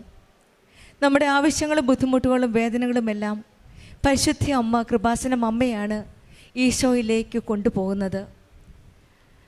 പരിശുദ്ധ അമ്മ ജീവനോടെ പ്രത്യക്ഷപ്പെട്ട ഈ ആലയത്തിൽ വന്ന് പ്രാർത്ഥിച്ചതിൻ്റെ ഫലമായിട്ട് തനിക്ക് ലഭിച്ച അനുഗ്രഹങ്ങളുടെ സാക്ഷ്യമായിട്ടാണ് ഷാലി ബേബിയും കുടുംബവും ഇന്ന് പരിശുദ്ധമ്മയുടെ സന്നിധിയിലായിരിക്കുന്നത്. മകന് വേണ്ടി പ്രാർത്ഥിക്കുകയും വിസ തടസ്സങ്ങൾ മാറിക്കിട്ടുകയും ഇവിടെ വന്ന് ബഹുമാനപ്പെട്ട ജോസഫ് അച്ഛൻ്റെ കൈവെപ്പ് ശുശ്രൂഷ വഴി അച്ഛൻ കാശ്രീപം നൽകുകയും മകന് വേണ്ടി പ്രാർത്ഥിക്കുകയും ചെയ്യുകയും ചെയ്തതിൻ്റെ ഫലമായിട്ട് എത്രയും പെട്ടെന്ന് തന്നെ വിസ പ്രൊസീഡിങ് നടത്തുവാൻ സാധിക്കുകയും ഈ മകൻ തന്നെ സാക്ഷ്യപ്പെടുത്തുകയാണ്. ആദ്യമായി കൃപാസനത്തിൽ കാലുവെച്ചപ്പോഴേ പരിശുദ്ധമ്മയുടെ സാന്നിധ്യം ഒരു സുഗന്ധാഭിഷേകത്തിലൂടെ മനസ്സിലാക്കാൻ സാധിക്കുകയും പിന്നീട് ഓൺലൈൻ ഉടമ്പടിയിൽ കൂടെ ജീവിതം നയിക്കുകയും പിന്നീട് വന്നിട്ട് തീർത്ഥാടന ഉടമ്പടി എടുക്കുകയും ചെയ്തു. ഉടമ്പടി മക്കളുടെ ജീവിതത്തിൽ ഓരോ രീതിയിലും ഈശോയും അമ്മയും ഇടപെടുകയാണ്. ഈ മകൻ്റെ ജീവിതത്തിൽ വിസയ്ക്ക് തടസ്സം വന്നപ്പോൾ തന്നെ കുടുംബം ഉടമ്പടിയിലാണ്, ഈ മകനും ഉടമ്പടിയിലാണ്. അതുകൊണ്ട് തന്നെയാണ് എത്രയും പെട്ടെന്ന് സമയ ചുരുക്കത്തിൻ്റെ അമ്മ ഇവിടെ കാര്യത്തിൽ ഇടപെടുകയും ജോസഫ് അച്ഛൻ്റെ കൈവെപ്പ് ശുശ്രൂഷ വഴി ഈ മകന് അനുഗ്രഹം ലഭിക്കുകയും ചെയ്തത്. പെട്ടെന്ന് തന്നെ എല്ലാ കാര്യവും മുന്നോട്ട് കൊണ്ടുപോകാൻ സാധിക്കുന്നത് ഒരുപക്ഷെ ഉടമ്പടി പ്രാർത്ഥനയിലൂടെയാണ്. സമയ ചുരുക്കത്തിൻ്റെ അമ്മയാണ്. സമയഘടികാരം നെഞ്ചിൽ ചാർത്തി അമ്മ ഈ ആലയത്തിൽ പ്രത്യക്ഷപ്പെട്ടപ്പോൾ ദുരന്തം വരാൻ പോകുന്നു എന്നാണ് പറഞ്ഞത്. ഒരുപക്ഷെ അത് നമ്മുടെ ജീവിതത്തിലെ ദുരന്തങ്ങളാവാം. ആ ദുരന്തങ്ങളെ പറ്റി നമുക്ക് അറിയാൻ സാധിക്കുന്നത് പരിശുദ്ധ അമ്മയുടെ ഇടപെടലിലൂടെയാണ്. അങ്ങനെ ഈ മകന് എല്ലാ പേപ്പർ ക്ലിയർ ആവുകയും അതും വളരെ അപ്രത്യക്ഷമായിട്ടാണ് ഓരോ ഇടപെടൽ നടന്നത്. സാധിക്കാത്ത കാര്യങ്ങൾ സാധ്യമാക്കുന്ന ഒരു അമ്മയാണ് നമ്മുടെ കൂടെയുള്ളത്. സമയത്തിന് മേൽ സ്വാധീനമുള്ള അമ്മ മകൻ്റെ കാര്യത്തിൽ ഇടപെടുകയും സ്കിൽ അസസ്മെൻറ്റ് സർട്ടിഫിക്കറ്റ് പെട്ടെന്ന് ലഭിക്കുകയും ഇന്ന് ഈ മകന് കസ്റ്റമർ സർവീസ് മാനേജറായിട്ട് ഓസ്ട്രേലിയയിൽ ജോലി കണ്ടിന്യൂ ചെയ്യാൻ സാധിക്കുന്നതും പരിശുദ്ധ അമ്മയുടെ ഒരു വലിയ കൃപയായിട്ടാണ് മക്കളെ സാക്ഷ്യപ്പെടുത്തുന്നത്. അതുപോലെ തന്നെയാണ് 4 വർഷം സ്ഥലക്കച്ചവടം സ്ഥലവും വീടും വിൽക്കാനായി വിട്ടിരുന്നു. പക്ഷെങ്കിൽ അത് വിൽക്കാൻ സാധിച്ചില്ല. ഉടമ്പടി എടുത്തതിന് ശേഷം ഉടമ്പടി വസ്തുക്കളിൽ ഇട്ട് പ്രാർത്ഥിക്കുകയും വിശ്വാസ പ്രമാണം ചെല്ലുകയും ചെയ്തതിൻ്റെ ഫലമായിട്ടും ബഹുമാനപ്പെട്ട ജോസഫ് അച്ഛൻ്റെ പ്രാർത്ഥനയുടെ ഫലമായിട്ടും 4 വർഷം നടക്കാൻ സാധിക്കാത്ത കാര്യം 3 മാസം കൊണ്ട് സമയ ചുരുക്കത്തിൻ്റെ അമ്മ ഇടപെടുകയും ഈശോയുടെ അനുഗ്രഹത്താൽ ആ സ്ഥലവും വീടും വിൽക്കാൻ സാധിച്ചു എന്നാണ് ഈ മക്കളെ സാക്ഷ്യപ്പെടുത്തുന്നത്. ഈ 2 കാര്യത്തിലും ഈശോയുടെ അമ്മയുടെ ഇടപെടൽ ഒരു വലിയ സ്വപ്നത്തിൽ കൂടിയാണ് ഈ മക്കൾക്ക് അമ്മ വെളിപ്പെടുത്തി കൊടുത്തത്. കാരണം മകൻ്റെ കാര്യത്തിലും ഒരു സ്വപ്നത്തിൽ കൂടെ ജോസഫ് അച്ഛന് വന്നിരുന്നു, പരിശുദ്ധ അമ്മയും വന്നിരുന്നു. സ്ഥല കച്ചവടത്തിൻ്റെ കാര്യത്തിനും ഒരു സ്വപ്നത്തിൽ കൂടിയാണ്. ഈശോയുടെ അമ്മയോട് നമ്മൾ ചേർന്ന് നിൽക്കുമ്പോൾ സ്വപ്നത്തിൽ കൂടി ഈശോയുടെ അമ്മയുടെ സാന്നിധ്യം നമ്മൾ വെളിപ്പെടുത്തുകയാണ്. ഞാൻ നിങ്ങളുടെ കൂടെ ഉണ്ട് മക്കളെ എന്നുള്ള ഒരു സാന്നിധ്യം. നമുക്കറിയാം ബഹുമാനപ്പെട്ട ജോസഫ് അച്ഛൻ്റെ കൈവെപ്പ് ശുശ്രൂഷ രാവിലെ തൊട്ട് വൈകുന്നേരം വരെ അച്ഛൻ ഇവിടെ നിന്ന് മറ്റുള്ളവർക്ക് വേണ്ടി പ്രാർത്ഥിക്കുകയാണ്. വെളുപ്പിനെ ഏറ്റവും ആദ്യം അച്ഛൻ പോകുന്നത് സെനക്കിൾ ഓഫ് സൈലൻസ് ആ റൂമിൽ ചെന്ന് നമുക്ക് വേണ്ടിയാണ് അച്ഛൻ പ്രാർത്ഥിക്കുന്നത്. ആ അച്ഛൻ്റെ പ്രാർത്ഥനയിലൂടെ 40 വർഷത്തെ പൗരോഹിത്യ ജീവിതത്തിലൂടെയും ആ ആത്മീയ ജീവിതത്തിലുണ്ടായിരുന്ന ആസ്ഥയിലൂടെ ആണ് നമുക്കുള്ള അനുഗ്രഹം അമ്മയിൽ നിന്ന് നമുക്ക് മേടിച്ച് നൽകുന്നത്. ആ അച്ഛൻ പ്രാർത്ഥിച്ച ജോസഫ് അച്ഛൻ്റെ പ്രാർത്ഥനയിലൂടെയാണ് ഈ 2 കാര്യങ്ങളും ഈ മകൾക്ക് പെട്ടെന്ന് തന്നെ ഈശോയും അമ്മയെ ഇടപെടാനായിട്ടുള്ള ഒരു വഴിയൊരുക്കി കൊടുത്തത്. നമ്മുടെ ജീവിതത്തിലും പ്രാർത്ഥിക്കുകയും യാചിക്കുകയും ചെയ്യുന്ന എന്ത് ലഭിക്കുമെന്ന് നമുക്ക് വിശ്വസിക്കാം. ഉടമ്പടി ജീവിതം നമ്മളെ സംശയങ്ങളെ നീക്കി ഉറച്ച വിശ്വാസത്തോടെ ഉടമ്പടി ജീവിതം നമുക്ക് മുന്നോട്ട് നയിക്കാം. കൃപാസനം അമ്മയുടെ ഇടപെടലിലൂടെ, മധ്യസ്ഥതയിലൂടെ, പ്രാർത്ഥനയിലൂടെ നമ്മുടെ ജീവിതവും ദൈവത്തിൻ്റെ കരങ്ങളിൽ സമർപ്പിക്കാം. നമ്മുടെ കൂടെ വിശ്വസിക്കുവാൻ നിങ്ങൾക്ക് ലഭിക്കുമെന്ന ഉറച്ച വിശ്വാസത്തോടെ ആ ദൈവത്തിൻ്റെ സാന്നിധ്യവും ആ പരിശുദ്ധ അമ്മയുടെ സംരക്ഷണവും നമ്മുടെ ജീവിതത്തിലും നമുക്കും സാധ്യമാകട്ടെ, അനുഭവിക്കട്ടെ എന്ന് പ്രാർത്ഥിച്ചുകൊണ്ടും ഷാലി ബേബിക്കും കുടുംബത്തിനും ലഭിച്ച എല്ലാ അനുഗ്രഹങ്ങൾക്കും നമ്മൾക്ക് കരങ്ങളടിച്ച് ദൈവത്തെ മഹത്വപ്പെടുത്താം. യേശുവേ നന്ദി, യേശുവേ സ്തുതി. ത്തിൻ്റെ സാക്ഷിയാക്കി മാറ്റിയതിന് അമ്മയെയും തിരുകുമാരനെയും ഞാൻ 1000 നന്ദി പറയുന്നു. എൻ്റെ പേര് ഉഷാകുമാരി, ഞാൻ ചെങ്ങന്നൂന്ന് വരുന്നു. എൻ്റെ ഹസ്ബൻഡ് സുരേഷ് ബാബു, ഇതെൻ്റെ മകള് അഞ്ജന. ഞാൻ ആദ്യമായി ഉടമ്പടി എടുത്തത്, ഞാൻ ആദ്യമായി കൃപാസനത്തെ പറ്റി കേട്ടത് തിരുവല്ല MM ഹോസ്പിറ്റലിൽ വെച്ചാണ്. ഞാനത് ആശുപത്രിയിൽ പോകാനുണ്ടായ കാരണം എൻ്റെ ഭർത്താവിന് നടുവിന് വേദനയായിരുന്നു. അങ്ങനെ ഞാൻ 3 ദിവസത്തോടെ അഡ്മിറ്റായി. എന്നിട്ട് ഒരു കുറവുമില്ല. എന്നിട്ട് ഡോക്ടർ എന്നോട് പറഞ്ഞ് MRI എടുക്കാൻ. MRI എടുത്തപ്പോൾ നട്ടലിന് അകലിച്ച, നട്ടലിന് തേയ്മാനം, നട്ടൽ ദ്രവിച്ചു, നട്ടലിന് TB അസുഖം, ഇത് 3 ആയി. അപ്പോൾ ഞാൻ കിടന്ന ബെഡിൻ്റെ അടുത്ത് ഒരു ചേച്ചി എന്നോട് പറഞ്ഞു, കൃപാസനത്തിൽ പോയിട്ടുണ്ടോ എന്ന് ചോദിച്ചു. ഞാൻ പറഞ്ഞു ഞാൻ പോയിട്ടില്ല, എനിക്ക് അവിടുത്തെക്കുറിച്ച് ഒന്നും അറിയത്തില്ല. അന്നേരം ആ ചേച്ചി ഓടിപ്പോയി അവിടുത്തെ വിശുദ്ധ തൈലം എടുത്ത് എൻ്റെ ഹസ്ബൻഡിൻ്റെ തലയിൽ കൊണ്ട് കുരിശ് വരച്ചു, വിശ്വാസ പ്രമാണം ചൊല്ലി. പക്ഷേ എനിക്കന്ന് ഇതൊന്നും അറിയത്തില്ലായിരുന്നു. ഞങ്ങൾ ഡോക്ടറോട് ചോദിച്ചിട്ട് തിരിച്ച് വീട്ടിൽ പോയി കഴിഞ്ഞിട്ട് ഞങ്ങൾ കോട്ടയം മെഡിക്കൽ കോളേജിൽ അഡ്മിറ്റായി. ന്യൂറോ സർജനെ കൊണ്ടുപോയി കാണിച്ചു. ന്യൂറോ സർജൻ പറഞ്ഞു ഇത് ഓപ്പറേഷൻ ചെയ്യാതെ മാറത്തില്ല. ഈ വിവരം ഞാൻ എൻ്റെ വീട്ടിൽ വിളിച്ചു പറഞ്ഞപ്പോൾ എൻ്റെ നാത്തും പറഞ്ഞു, ചേച്ചി ഒരിക്കലും ഓപ്പറേഷൻ ചെയ്യാൻ ചേച്ചി സമ്മതിക്കരുത്, ചേച്ചി വിശ്വസിക്കുക, ചേച്ചി എന്ന് വീട്ടിൽ വന്നാലും കൃപാസനത്തിലൊന്ന് പോകണമെന്ന് എന്നോട് പറഞ്ഞു. ഞാൻ പറഞ്ഞു ഞാൻ പോകാം, ഞാൻ കൃപാസനത്തിൽ പോകാം, എനിക്ക് ഇവിടുത്തെ ഒരു കാര്യവും അറിയത്തില്ല, ഞാൻ യൂട്യൂബ് ഒന്നും അന്നൊന്നും നോക്കത്തില്ലായിരുന്നു, എനിക്ക് ഈ പള്ളിയിലെ ഒരു കാര്യവും അറിയത്തില്ല. ഞാൻ ആ പത്രം വെച്ച് പ്രാർത്ഥിച്ചിട്ട് ഓരോ ദിവസവും ഓരോ ടെസ്റ്റിനാണ് ഡോക്ടർ കുറിച്ച് തരുന്നത്. അന്നേരം ഡോക്ടർ അന്നെല്ലാം പറയും ഓപ്പറേഷൻ വേണമെന്ന്. അങ്ങനെ ഞാൻ 4-ാമത്തെ ദിവസം ഞാൻ ചോറ് മേടിക്കാൻ ക്യൂ നിന്നപ്പോൾ ഒരു കന്യാസ്ത്രീ വന്ന് കൃപാസനത്തിലെ ഒരു ഫോട്ടോയും പിന്നെ ഫോൺ നമ്പരും അതിനകത്തുണ്ടായിരുന്നു. എൻ്റെ ആ ഫോട്ടോ തന്നിട്ട് എന്നോട് പറഞ്ഞു എന്താവശ്യമുണ്ടെങ്കിലും ഇതിനകത്തൊരു നമ്പറുണ്ട്, കൃപാസനത്തിലൊന്ന് വിളിക്കാൻ പറഞ്ഞു. എന്നോട് പറഞ്ഞു ഉച്ച കഴിഞ്ഞ് വിളിക്കരുതെന്ന് പറഞ്ഞു. ഞാൻ പിറ്റേന്ന് രാവിലെ തന്നെ ആ നമ്പറിൽ ഇവിടെ വിളിച്ചു. അപ്പോൾ ഒരച്ഛനെടുത്ത്, ആരാണെന്നൊന്നും എനിക്കറിയത്തില്ല. അപ്പോൾ ഞാൻ ഈ കാര്യങ്ങളെല്ലാം പറഞ്ഞു. അപ്പോൾ എൻ്റെ പേര് ചോദിച്ചു, എൻ്റെ ഭർത്താവിൻ്റെ പേര് ചോദിച്ചു, ഞാൻ എല്ലാം പറഞ്ഞു. അപ്പോൾ എന്നോട് പറഞ്ഞു ധൈര്യമായിട്ടിരിക്കും, ഞാൻ പ്രാർത്ഥിക്കാമെന്ന് പറഞ്ഞു. ഞാൻ ആ ഫോട്ടോ എന്നും പ്രാർത്ഥിക്കും, അമ്മേ ഇത് ഇന്ന് കുറച്ച് തരണേ, എന്നിട്ട് ഓപ്പറേഷൻ വേണ്ടാന്ന് ഞാൻ പ്രാർത്ഥിച്ചിട്ടില്ല, എനിക്കതൊന്നും അറിയത്തില്ല, ഞാനത് പറഞ്ഞില്ല. അങ്ങനെ ഞാൻ 8-ാമത്തെ ദിവസം അനസ്തേഷ്യ ഡോക്ടർ വന്നപ്പോൾ എല്ലാ ടെസ്റ്റും ഓക്കെ ആയി. പക്ഷേ ഷുഗർ മാത്രം നോക്കിയിട്ടില്ല. ഷുഗർ എന്നോട് ഡോക്ടർ ചോദിച്ചു ഷുഗർ നോക്കിയിട്ടുണ്ടോ? ഞാൻ പറഞ്ഞു ഷുഗർ നോക്കിയിട്ടില്ല. എന്നാൽ ഒരു കാര്യം ചെയ്ത് ഷുഗർ നാളെ ഒന്ന് ചെക്ക് ചെയ്യാൻ പറഞ്ഞു. അപ്പോൾ ഷുഗർ പിറ്റേന്ന് ചെക്ക് ചെയ്തപ്പോൾ ഷുഗർ കൂടുതലാണ്. അപ്പോൾ ഡോക്ടർ പറഞ്ഞു അതൊന്ന് കുറയ്ക്കുന്നു.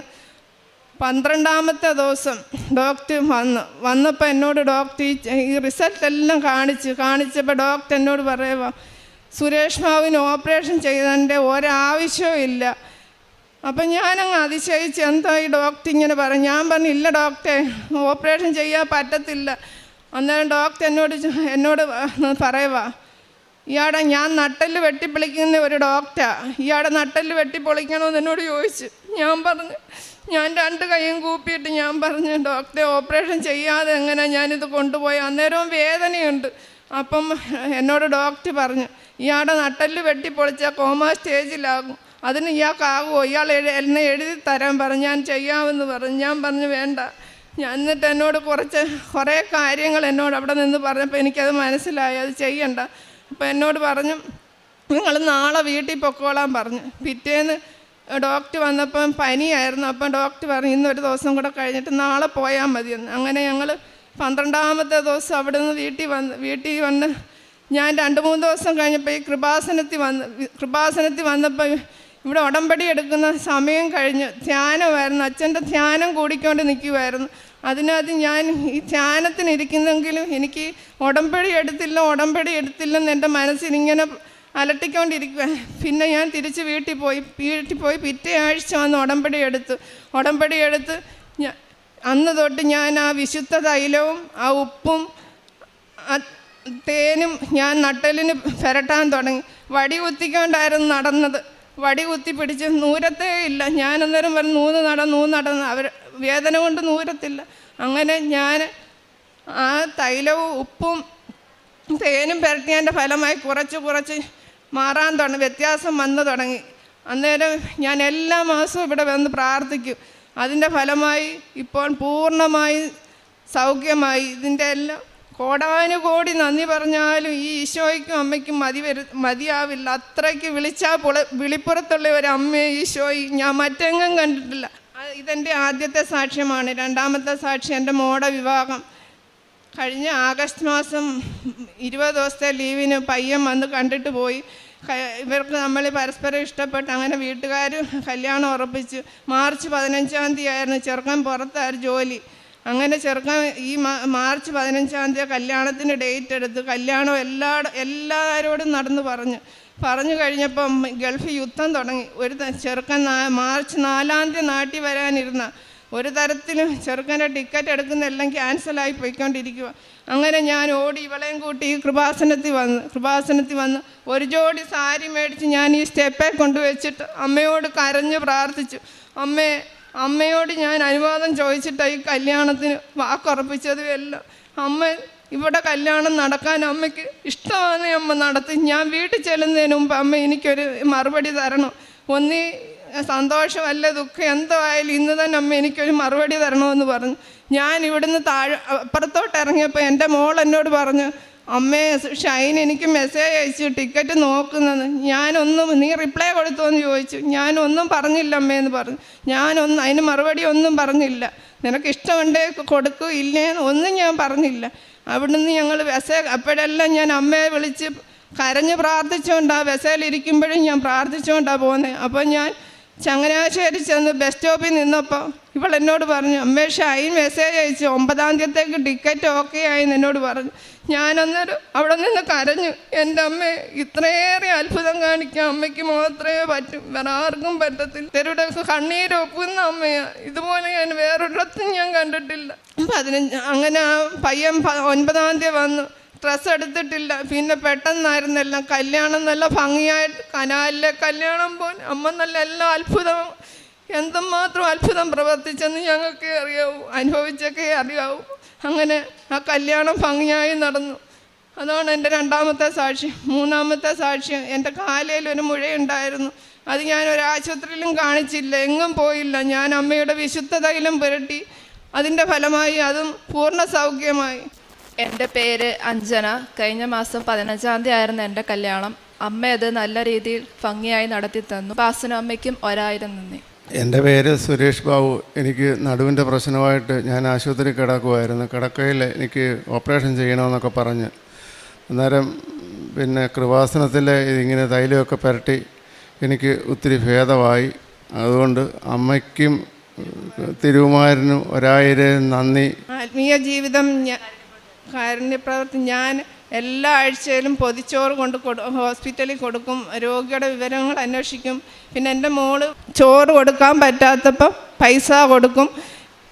കൂടുതലും ഞങ്ങൾ ഗവൺമെൻറ് ഹോസ്പിറ്റലിലാണ് പൊതിച്ചോറ് കൊണ്ട് കൊടുക്കുന്നത്. പിന്നെ പത്രം ഞാൻ തൊഴിലുറപ്പുള്ള സ്ഥലങ്ങളിലെല്ലാം കൊണ്ട് കൊടുക്കും. പിന്നെ ബസ് സ്റ്റാൻഡിൽ കൊടുക്കും, ബസ്സിൽ കൊടുക്കും. ഒരു കൊച്ച് മാത്രം എൻ്റെ കയ്യിൽ നിന്നൊരു പത്രം മേടിച്ച് ആ കൊച്ച്, ഞാനതുകൊണ്ട് നിർബന്ധിച്ച് ആർക്കും പത്രം കൊടുക്കാറില്ല. ഞാൻ എൻ്റെ കണ്ണിന് കണ്ടുകൊണ്ട് ഞാനിപ്പം നിർബന്ധിച്ച് പത്രം കൊടുക്കത്തില്ല. ആ കൊച്ച് എൻ്റെ കയ്യിൽ നിന്ന് മേടിച്ചിട്ട് ആ കൊച്ച് ആ ബസ്സിൽ ഇട്ടിട്ട് പോയി. എനിക്കത് വലിയ വിഷമമായി. ഞാൻ ഓടിച്ചെന്നത് എടുത്ത് നെഞ്ചോട് ചേർത്ത് എൻ്റെ അമ്മയെ ഉപേക്ഷിച്ചിട്ടല്ല ആ കൊച്ച് പോകുന്നത്, എന്നാലും അതിനൊരു കുഴപ്പവും വരുത്തല്ലേ എന്ന് ഞാൻ പ്രാർത്ഥിച്ച്. അതിൽ പിന്നെ ഞാൻ നിർബന്ധിച്ച് ആർക്കും ഞാൻ പത്രം കൊടുക്കത്തില്ല. പിന്നെ ഞാൻ അച്ഛൻ്റെ ധ്യാനങ്ങൾ കേൾക്കും. എല്ലാ ദിവസവും രാവിലെയും വൈകിട്ട് പ്രാർത്ഥന കേൾക്കും, ഡെയിലി ബെഡ് കേൾക്കും, എല്ലാം ഞാൻ ചെയ്യും. അരമണിക്കൂർ ബൈബിള് വായിക്കും. ഇതൊക്കെയാണ് ഞാൻ ചെയ്യുന്ന കാരുണ്യപ്രവൃത്തിയും പരിശുദ്ധ പ്രവർത്തനങ്ങളും. ഇത്രയേറെ അനുഗ്രഹങ്ങൾ അമ്മയ്ക്കും തിരുകുമാരനും എത്ര നന്ദി പറഞ്ഞാലും മതിയാകത്തില്ല. എൻ്റെ ഈ ജന്മം ഞാൻ അവിടുത്തെ തൃപ്പാദത്തിൽ അർപ്പിച്ച് ഞാൻ ഈ സാക്ഷി അവസാനിപ്പിക്കുന്നു. എൻ്റെ ദൈവമായ കർത്താവേ, ഞാൻ അങ്ങേ നിലവിളിച്ചപേക്ഷിച്ചു, അവിടുന്ന് എന്നെ സുഖപ്പെടുത്തുകയും ചെയ്തു. സങ്കീർത്തനം 30 2-ാം വചനം. ഹൃദയം തുറന്ന് നിലവിളിക്കുമ്പോൾ ദൈവം നമ്മെ കേൾക്കുന്നു, നമ്മെ സുഖപ്പെടുത്തുന്നു. കൃപാസനം ഉടമ്പടിയിലൂടെ നമ്മുടെ പ്രാർത്ഥനകളിൽ ഇടപെടുന്ന ഒരമ്മയാണ് നമ്മുടെ കൂടെയുള്ളത്. നാം നിലവിളിക്കുമ്പോൾ അമ്മ നമ്മുടെ കൂടെ ചേർന്ന് നിന്ന് നമ്മുടെ ഓരോ പ്രാർത്ഥനയും നമ്മുടെ കണ്ണുനീർ ഒപ്പിക്കൊണ്ട് നമ്മുടെ കരം പിടിച്ച് ഈശോയിലേക്ക് നയിക്കുന്നത് കൃപാസനം അമ്മയാണ്. പരിശുദ്ധ അമ്മയുടെ മധ്യസ്ഥതയിലൂടെ ഉഷാകുമാരിക്ക് ലഭിച്ച എല്ലാ അനുഗ്രഹങ്ങൾക്കും നന്ദി പറയുവാനാണ് പരിശുദ്ധ അമ്മയുടെ സന്നിധിയിൽ പ്രത്യക്ഷീകരണത്തിൻ്റെ സാക്ഷിയായിട്ട് ഹസ്ബൻഡുമായിട്ട് ഇന്ന് വന്നിരിക്കുന്നത്. വളരെ കാലം നീണ്ടു നിന്ന ഒരു നടുവേദനയായിരുന്നു. നട്ടെല്ലിന് അകൽച്ച, തേയ്മാനം, ദ്രവിച്ചു എന്ന് പറഞ്ഞു. പിന്നീട് TB എന്ന അസുഖവും എല്ലാം കൂടെ വളരെ കോംപ്ലിക്കേറ്റഡ് ആയിട്ടുള്ള ഒരു സമയത്ത് ഹോസ്പിറ്റലിലായിരുന്നപ്പോൾ ഏതോ ഒരു വ്യക്തിയിൽ കൂടെ കൃപാസനം പത്രം ലഭിക്കുകയും കൃപാസനത്തിൽ ഉടമ്പടി എടുത്ത ഒരു വ്യക്തി കൃപാസനത്തിലെ വെഞ്ചരിച്ച തൈലം തേച്ച് പ്രാർത്ഥിക്കുകയും വിശ്വാസ പ്രമാണം ചൊല്ലി പ്രാർത്ഥിക്കുകയും ഉടമ്പടി വസ്തുക്കൾ, നേർച്ച വസ്തുക്കൾ കൊടുക്കുകയും ചെയ്തതിൻ്റെ ഫലമായിട്ട് ഈ മക്കൾ പൂർണ്ണമായിട്ട് വിശ്വസിക്കുകയും പിന്നീട് കൃപാസനത്തിൽ വന്ന് ഉടമ്പടി എടുക്കുകയും ചെയ്തതിൻ്റെ ഫലമായിട്ട് ഓപ്പറേഷൻ ആണ് സജസ്റ്റ് ചെയ്തിരുന്നത്. പക്ഷെങ്കിൽ തീക്ഷ്ണമായ പ്രാർത്ഥനയിലൂടെ ഉടമ്പടി നേർച്ച വസ്തുക്കൾ ഉപയോഗിച്ചതിലൂടെ ഈ സഹോദരന് പൂർണ്ണ സൗഖ്യം ലഭിച്ചു എന്ന് ഈ മക്കളെ സാക്ഷ്യപ്പെടുത്തുകയാണ്. ദൈവം നൽകിയ ഓരോ അനുഗ്രഹങ്ങളെ പ്രതി നമുക്കെപ്പോഴും നന്ദി പറയാനുള്ള അവസരമേ ഉള്ളൂ. കാരണം അങ്ങയുടെ ഭക്തരുടെ മുമ്പിൽ ഞാൻ അങ്ങയുടെ നാമം പ്രകീർത്തിക്കും, എന്തെന്നാൽ അത് ശ്രേഷ്ഠമാണെന്നാണ് സങ്കീർത്തനം 52 പറയുന്നത്. ഉടമ്പടി മക്കളുടെ ജീവിതത്തിൽ എല്ലാ കാര്യവും ഈശോയും അമ്മയും ഏറ്റെടുക്കുകയാണ്. അതുകൊണ്ട് നമ്മുടെ ജീവിതത്തിൽ നമ്മൾ ശ്രേഷ്ഠരായ ഒരു ജനതയാണ്, ശ്രേഷ്ഠമായ ദൈവത്തിന് ഇഷ്ടപ്പെട്ട ദൈവം തിരഞ്ഞെടുത്ത ഒരു ജനമാണ്. കാരണം ഈശോയും അമ്മയും അറിയാതെ നമ്മളിവിടെ സ്റ്റെപ്പ് എടുക്കുകയില്ല. ഇവിടെ ചുവട് വെച്ചെത്തിയെങ്കിൽ അത് അമ്മ അറിഞ്ഞാണ് നമ്മളെ കൊണ്ടുവരുന്നത്. ഓരോ സാഹചര്യത്തിലൂടെ, ഓരോ വ്യക്തിയിലൂടെ, വെറുതെ ഒരു ചെറിയ പത്രത്തിൽ കൂടെയാണ് ദൈവം നമ്മെ ദൈവത്തിങ്കിലേക്ക് അടുപ്പിക്കുന്നത്. ഇവിടെ ജീവിതത്തിലും ഈശോയും അമ്മയും കനിഞ്ഞു നൽകിയ ഓരോ അനുഗ്രഹങ്ങൾക്കും നമുക്ക് ഇവരോട് ചേർന്ന് നന്ദി പറയാം. നമ്മുടെ ജീവിതത്തിലെ എന്ത് പ്രശ്നമായാലും ഈശോയുടെ അമ്മയുടെ കരങ്ങളിലേക്ക് വിട്ടുകൊടുക്കാം. എല്ലാം ഏറ്റെടുക്കുന്ന ഒരു ദൈവം നമ്മുടെ കൂടെയുണ്ടെന്ന് വിശ്വസിക്കാം. ഈശോയും അമ്മയും കനിഞ്ഞു നൽകിയ എല്ലാ അനുഗ്രഹങ്ങൾക്കും ഉഷാകുമാരിക്കും കുടുംബത്തിനും ലഭിച്ച രോഗസൗഖ്യത്തിനും മറ്റെല്ലാ അനുഗ്രഹങ്ങൾക്കും നമ്മൾക്ക് കരങ്ങളടിച്ച് ദൈവത്തെ മഹത്വപ്പെടുത്താം.